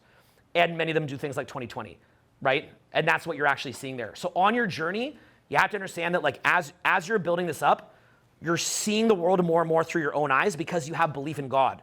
That's actually what allows you to be in your frame and what allows you to do the things that I'm showing you guys, right? It's via that faith because you know that you have the confidence to see the world for what it is and to be in your own frame because you're not afraid to die. You're actually looking forward to dying, but you know that you're not allowed to die yet, so you can't just commit suicide, even though you want to, really bad, because then you could just go to the next level. But you know that if you commit suicide, you're not going to go to the next level. You actually go to hell. So you're not going to commit suicide. But what you're afraid of is to give up your integrity and to give up your mission, to give up your purpose, and to give up your faith. That's the most important thing I'm telling you guys. You have to understand. And if you just keep going down that path and realize that that's what's always going to be your North Star, always, if you just keep going on that path, yes, you'll be given many gifts, but ultimately what will happen is you'll realize that there's something bigger at play, right? And when Jesus gets sacrificed on the cross, right at the end in the story in the Bible, in the Gospels, what you see is he never loses his faith, right? He never loses his gratitude, no matter what, he keeps that, right? And when he keeps that and he stays connected, that's when he has his second birth, and that's the birth of the soul. And that's the message in the Bible, is the birth of the soul. It means that you die to your awareness just being grounded only in the physical body or the ego, and your awareness shifts into the awareness of the soul, which then opens up your consciousness very, very wide. It gives you abilities and things that you can do. When it talks about things like healings doesn't mean that you just go to someone with leprosy and just go, woo-doo, you're healed. Healings is about understanding the energetic parasites that's holding that person down and being able to play a role in clearing that for them, okay? And the awakening of human consciousness. That's what it means, the dimension of heaven. So that's what we're talking about here. And so as you enter into those greater and greater dimensions, other people will be stuck in hell. And that's the people stuck in groupthink, because what happened is that those people that believe in 2020 and those people that believe in the system are going straight to hell. They're in hell. They're literally demonically possessed in fucking hell. But the purpose of the Bible is that you have to bring them back to God. You have to bring them back. Do you understand? You have to bring them back. And it's it's via that process of bringing them back that you will achieve your own consciousness. So when you're bringing them back, who are you really bringing back? You're bringing yourself back. So when you build your business or when you have your mission in life or your purpose, understand that what you're doing is that purpose is not just built for you just to be able to go eat at a better restaurant. Like, you'll get all that stuff. Like, you'll get all of it, okay? Honestly, like, I've had such a crazy life, guys. But you'll get all that stuff that you wanted, you'll have it, but you'll realize that there, while you appreciate it, is fundamentally a distraction from the greater reason that you're here, okay? And so rather than spending time just like consuming, spend more time in nature, because the city is designed to block out God's light, okay? It's at a different frequency. So you need to have don't just build your business and compete against everybody else. The great American experience, why do we have so many national parks? It's so that we can be in the city around our friends and our buddies, and I was gonna say comrades, but that's the worst word ever for this. But with that context. But you're around your bros, okay? And you're around, right? Maybe we could redefine comrades, right? We could co-opt it. We could be comrades, but not communists. And so the thing is, it's like you're around your friends, and you're just like how we're all here together, right? If we're all in nature right now, we can't even be having this conversation, right? So the city is really more meant to be a place to congregate and to do some business and to talk to each other and to share ideas, maybe to go to a cool restaurant to enjoy it. City's beautiful. We created that, right? Human beings are creators in a mirror of our creator, which is the creator God. But the thing is, then from there, you have to leave the city with your children, right? You have to find the right woman. You have to have children or go on your own for now. And then you have to go out into nature. You have to bring your children into nature and connect them to God's creation. And to allow that frequency in, and then to download that. And as you download that, your mind is going to change, and you will be reborn, and you will be transformed. And that is honestly more important than any single other thing that I could ever teach you. There's nothing more important that I have to teach you than what I taught you here. So what I try to do, and the way that I like to teach it, and you guys will notice this, is I obviously have a very big passion for a lot of things that I teach, but I want to meet you where you're at. So notice how and this is what I want to teach you guys as teachers, and for the next generation teachers. I don't always come in with people as over their head. Rather, what I want to do is I want to come in and show you how to get what you want right now. Because if I show you that I can get you what you want right now, you'll trust me, right? So I already showed you more stuff about how to get what you want right now than probably anyone showed you in a long time. So I'll show you how to get what you want right now. But what I'm telling you is that when I show you how to get what you want, and you'll get it, you'll get it. You follow me, you'll get it, okay? You'll follow yourself. You follow me, which I'm just telling you to follow yourself. But what's gonna happen is, from there, don't just stop there. Because many of my mentors, they stopped there.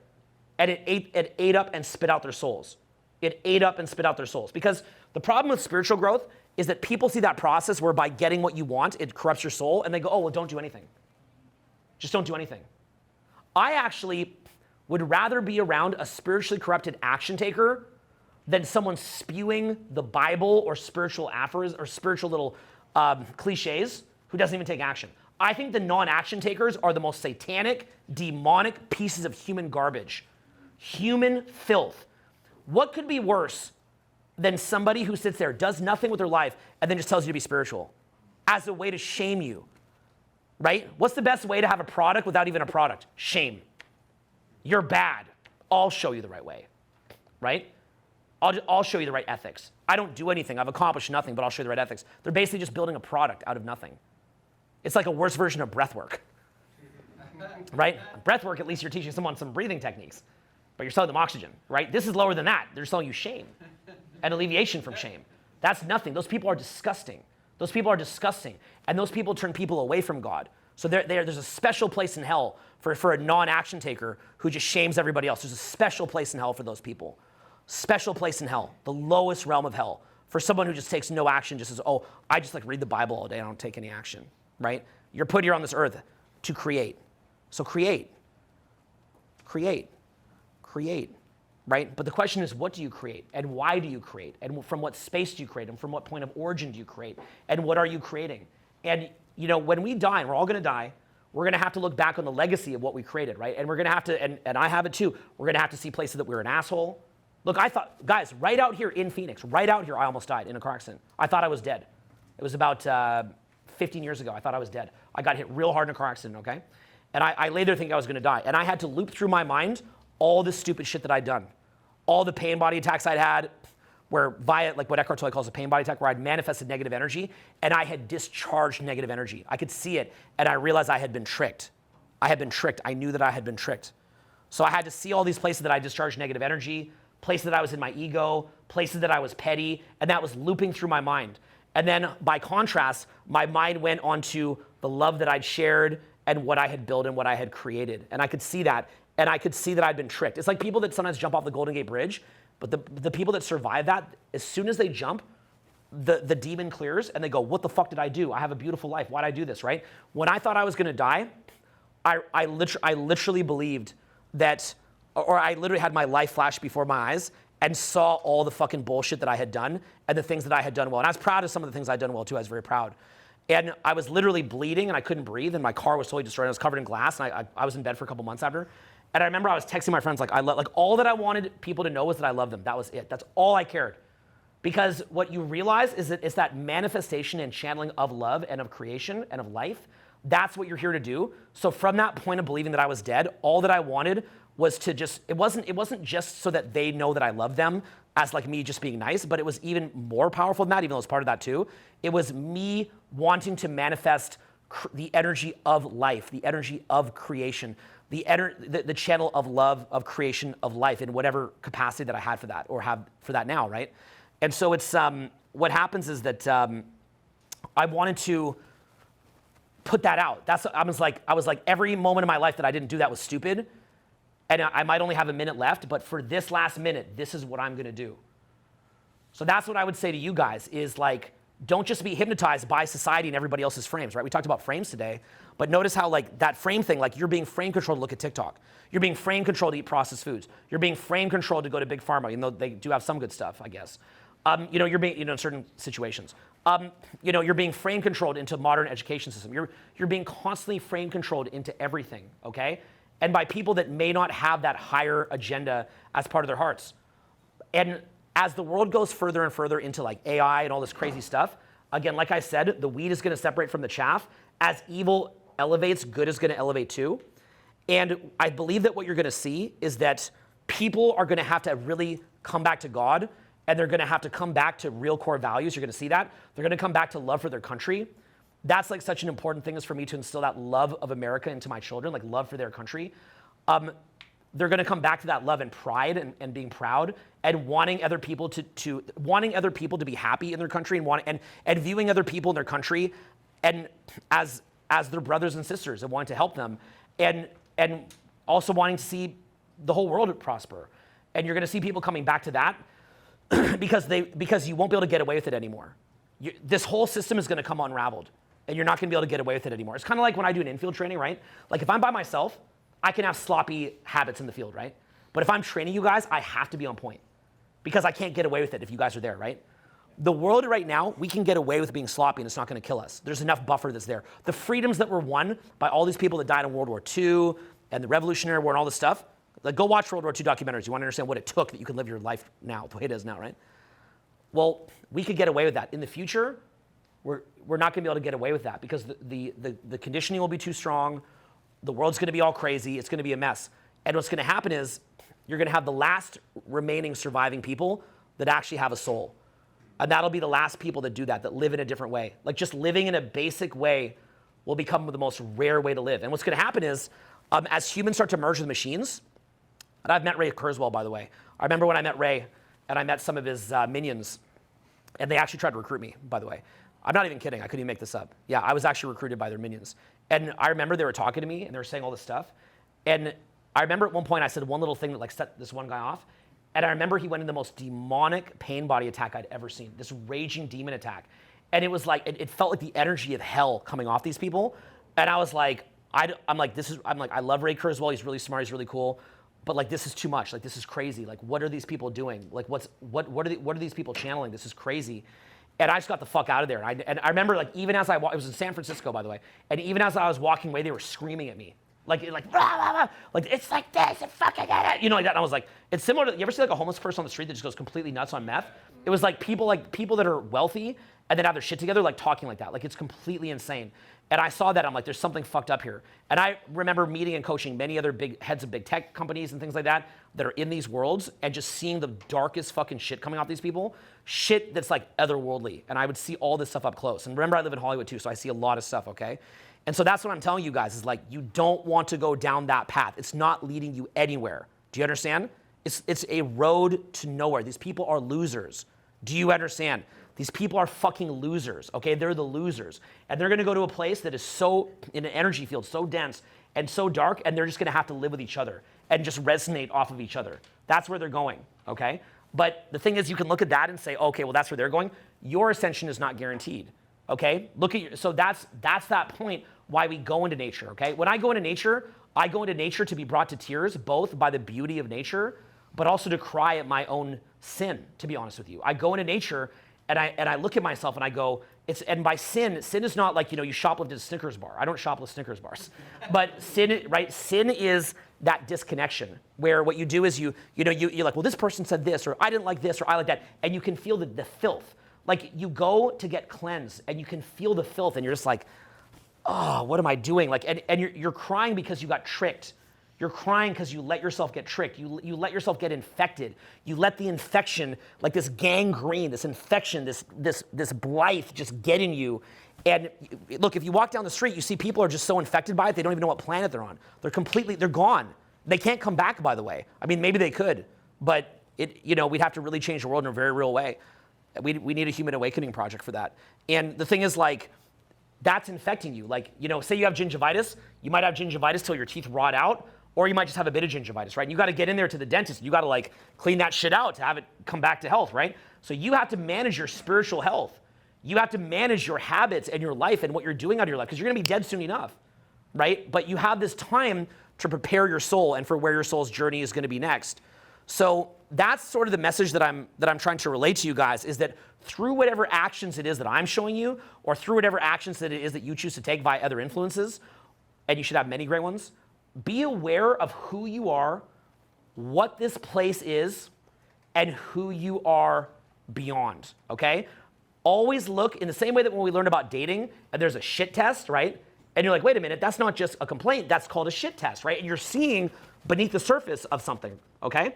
You've got to see the bigger picture and the bigger game that's going on and the spiritual war that's happening, and you've got to be able to look through that and actually see what it is that's going on. And you've got to see, like, if your spirit has gingivitis, you've got to be, or cancer, you've got to see where that is, and you've got to go in and you've got to cleanse that. And the cleansing of that, if you want to know how to cleanse your soul, it's not rocket science. Give, be a giver. Help, be a helper. Do unto others as others would do unto you. Go into nature. You have to, and don't talk about it. The Sermon on the Mount covers all this. Who here's ever read the Sermon on the Mount? Put your hands up. Okay, so make sure that you read that. It covers all this stuff. It's all in there. So see the bigger game that's going on.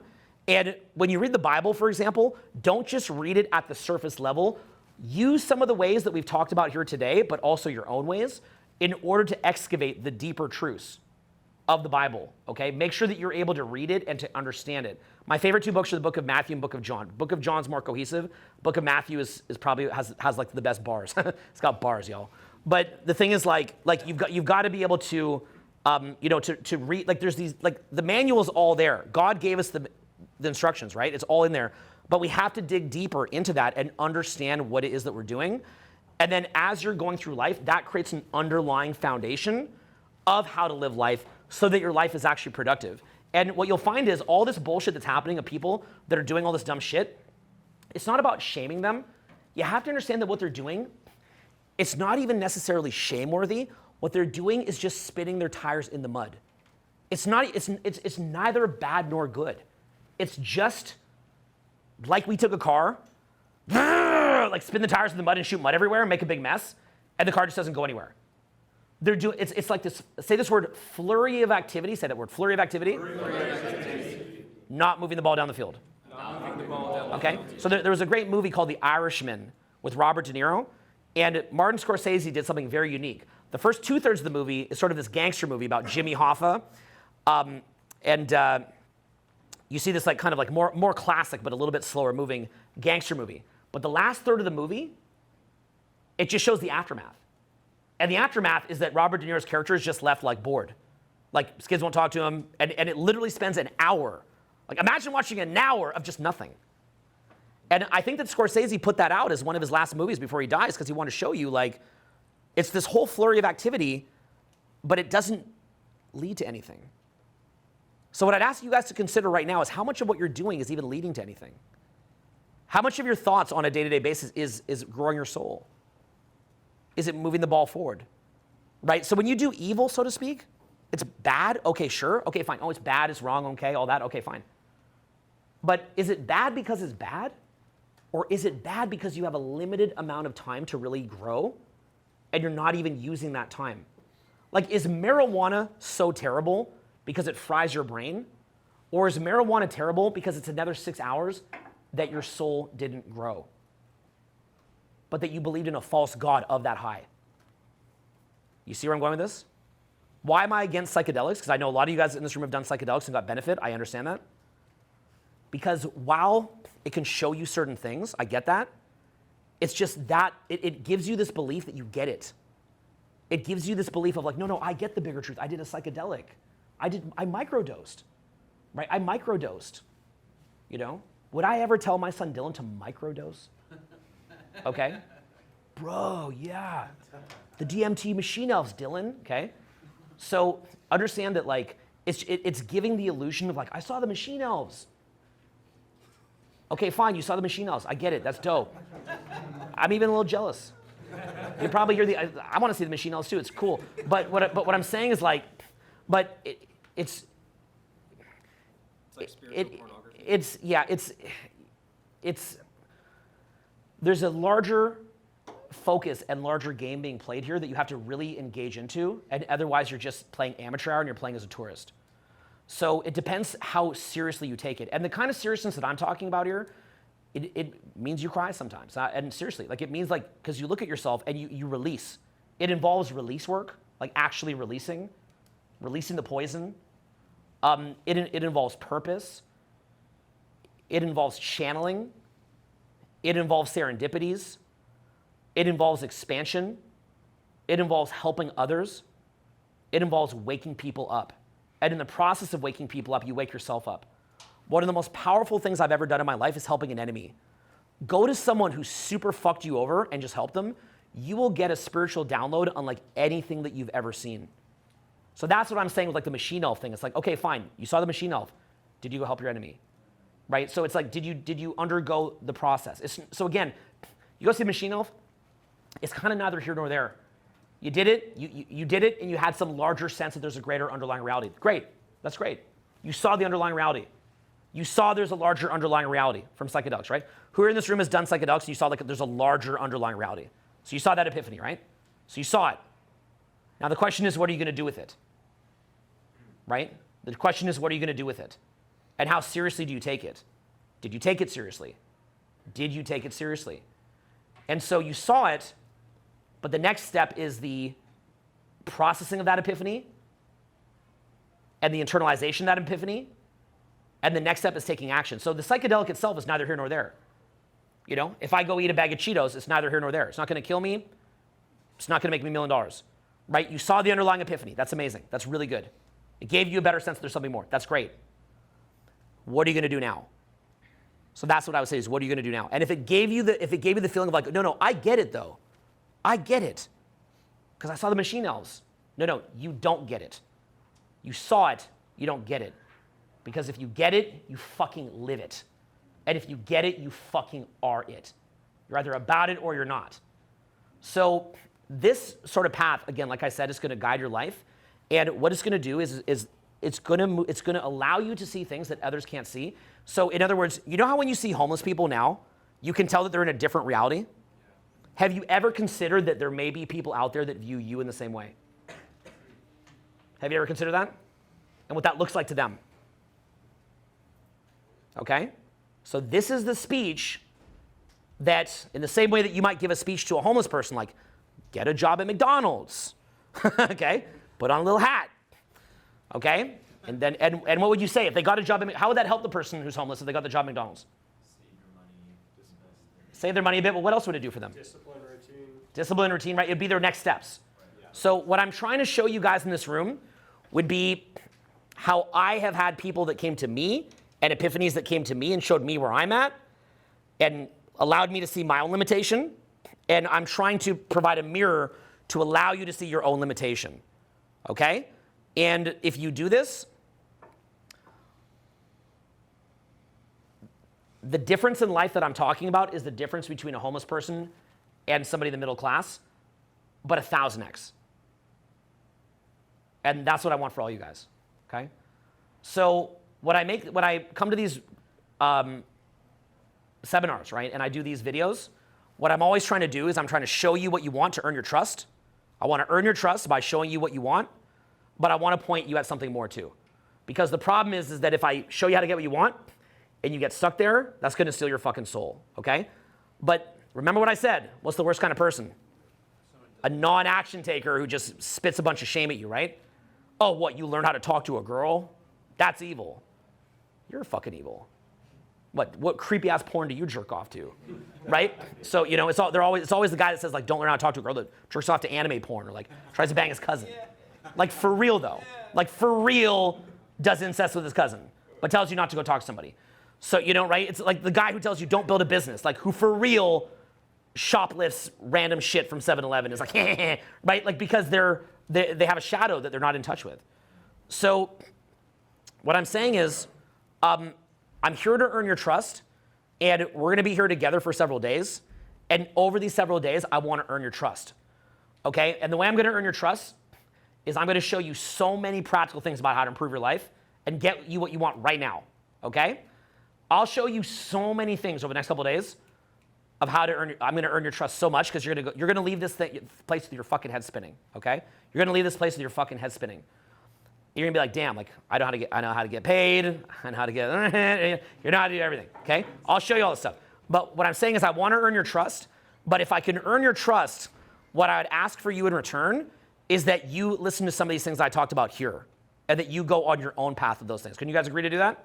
Yes. So if I can really earn your trust over these next couple of days and really blow your fucking mind, and I show you guys how to get what you want, are you gonna just get stuck at what you want, or do you want to maybe actually grow? Right? Because if you give a kid an iPad, it's what the kid wants, right? Y'all want the iPad, right? You want to play it? You ever seen how kids get iPads? They're like crack addicts for iPads, right? Okay? So you want the iPad, right? Does everyone in this room, you guys all have a certain iPad you want? Maybe a couple iPads you want? Not the actual iPad, but the metaphorical iPad, right? Okay? So think of me if I'm like your dad, and I say to you, I'll get you the iPad, but you got to do your chores. Okay? Because the problem is that the kid just has the iPad but never learns how to do a chore, what's going to happen? It'll become terrible. Right? But you know the single biggest, right, it doesn't help the kid at all. But you also want to let the kid play the kid can play the iPad, but he just has to also do other stuff too. It can't just be the Roblox, okay? Or Skibbity Toilet, okay? So the thing, you want to see some shit if you guys look up Skibbity Toilet if you want to see. It's like every generation the shit the kids watch is more fucked up, right? It's like from Smurfs to like Skippity Toilet, okay? So if you know, you know. So how do you spell Skippity Toilet for people at home to look this up? It's like SKID. It's like Skibbity. It's like Skibbity. Like it's not even. It's like Skibbity. Yeah. So it's like a demonic toilet that runs around like blowing shit up and like Skibbity and it raps. Yeah. So the point being is like. Okay, so in the same way, right, but if the kid doesn't learn to do chores, it's like it's just gonna fuck the kid up. So I'm gonna show you how to get what you want, but what I'd say to you is you've gotta think beyond that. And here's the last thought I'm gonna leave you with in this talk, okay? I think the single greatest sin of our society is that we think that after our little like Rockefeller-built high school that shows you how to be like a factory worker, that you stop learning. You're meant to be learning until the day that you die. And that learning is not just, how to write a better sales ad, although I'll teach you that too this weekend, by the way. It's not just about how to build your business. It's not just about how to make more money, right? It's not just about how to get a mortgage, things like that. The growing that you do goes past all that. And that's really what I've been trying to hammer you guys with here is adult level learning. This is the kind of learning that you can kind of a little bit implement in your kids a bit, but this is the kind of learning that starts to kick in around anywhere from 25 to 45, right? You can dip your toes in the water around 25. Who here is maybe like hitting into their 40s now and is like really a little bit more down this path a bit? Anybody here feeling that way? So you're feeling that in your 40s where you're like, you've done all this stuff and it's like this big flurry of activity. And then you're like, you got laid and like you made money and you had a bunch of drama, like all this stuff happened. You're just like, what was this? Yep. Past 3 months have been insane. Crazy 3 months, huh? Yeah. And you're just like, what was it? Like that was me, right? It's like if you there's this video of Dr. Dre before the song by Eminem called "I Need a Doctor," and Dr. Dre is sitting there. I think it was at Big Sur, and his Lamborghini crashes, and his life flashes before his eyes, and like Eazy-E comes out, and Tupac comes out, and like all this crazy stuff, and NWA, right? And it just shows like his crazy life, right? And he's just like reflecting on his life. You start to hit in your 40s, that's how you feel. That becomes real, I'm sure you feel that way, right? It's like 39. That's exactly where I'm at. Yeah. I'm in this room. Yeah, it's like you just all this stuff happened. It's just all this shit happened. You had all these dreams, right? You know what they say in your 40s? They call it the evaporation of fantasy. You feel that way a little bit, right? Like you had all these fantasy what your life is going to look like, right? Even for me, I had most of what I want to have happen, but it wasn't like the fantasy because it also included pain. And so what you'll see is like all this stuff's going to happen, but what you're not getting is all that stuff happening not the way you want is setting the fertile soil for the real growth. Because that's what's going to satisfy your mind that you're not going to find what you're looking for there. But you're still going to get necessary skills to live your life pragmatically on this earth. So you can't ignore them either, right? And so once that soil has been tilled via those first decades, that's when you're ready to start growing. That's when the fun starts. And people don't see that. That's when the game starts. That's when it starts. It doesn't start when you get the white picket fence, the wife, the 2 kids, and the dog, right? The fun starts when the evaporation of fantasy happens, when you realize, like, kind of like in the movie Fight Club, he's like, we all thought we were going to be Calvin Klein models and movie stars and drive Lambos, and we realized that we're not, and we're very, very, very pissed off, right? It's when you have that realization, that's when life begins, guys, okay? That's when life actually begins. And that's when you see what your real superpowers are. And that's when you start to see what you actually are. And that's when you start to see your dormant potentials that you weren't even using. And they start to, it's like all these unlocks happen. Say the word unlocks. Unlocks. Say potentials come online. Yeah, and you're going to see these incredible, incredible potentials come online, right? Can you imagine you as a human being how much potential you actually have? Isn't that crazy? That's just what I want to say to my children. My children are watching this after I'm dead. Like, just remember who you are. Wake up. And wake other people up. Remember who you are. Your potential is insane. It's fucking crazy, right? And humanity is just like this sort of like baby as a species, right? We're like these little babies. And where we're going to go is going to be so fucking incredible. And our destiny, our collective destiny is so fucking incredible, okay? So, and realize that and realize you're part in that, okay? So I hope I've got you guys excited. I'm going to wrap this part of it. We're going to go on some other stuff. You guys enjoy this? Yeah. Thank you very much. Thanks, guys.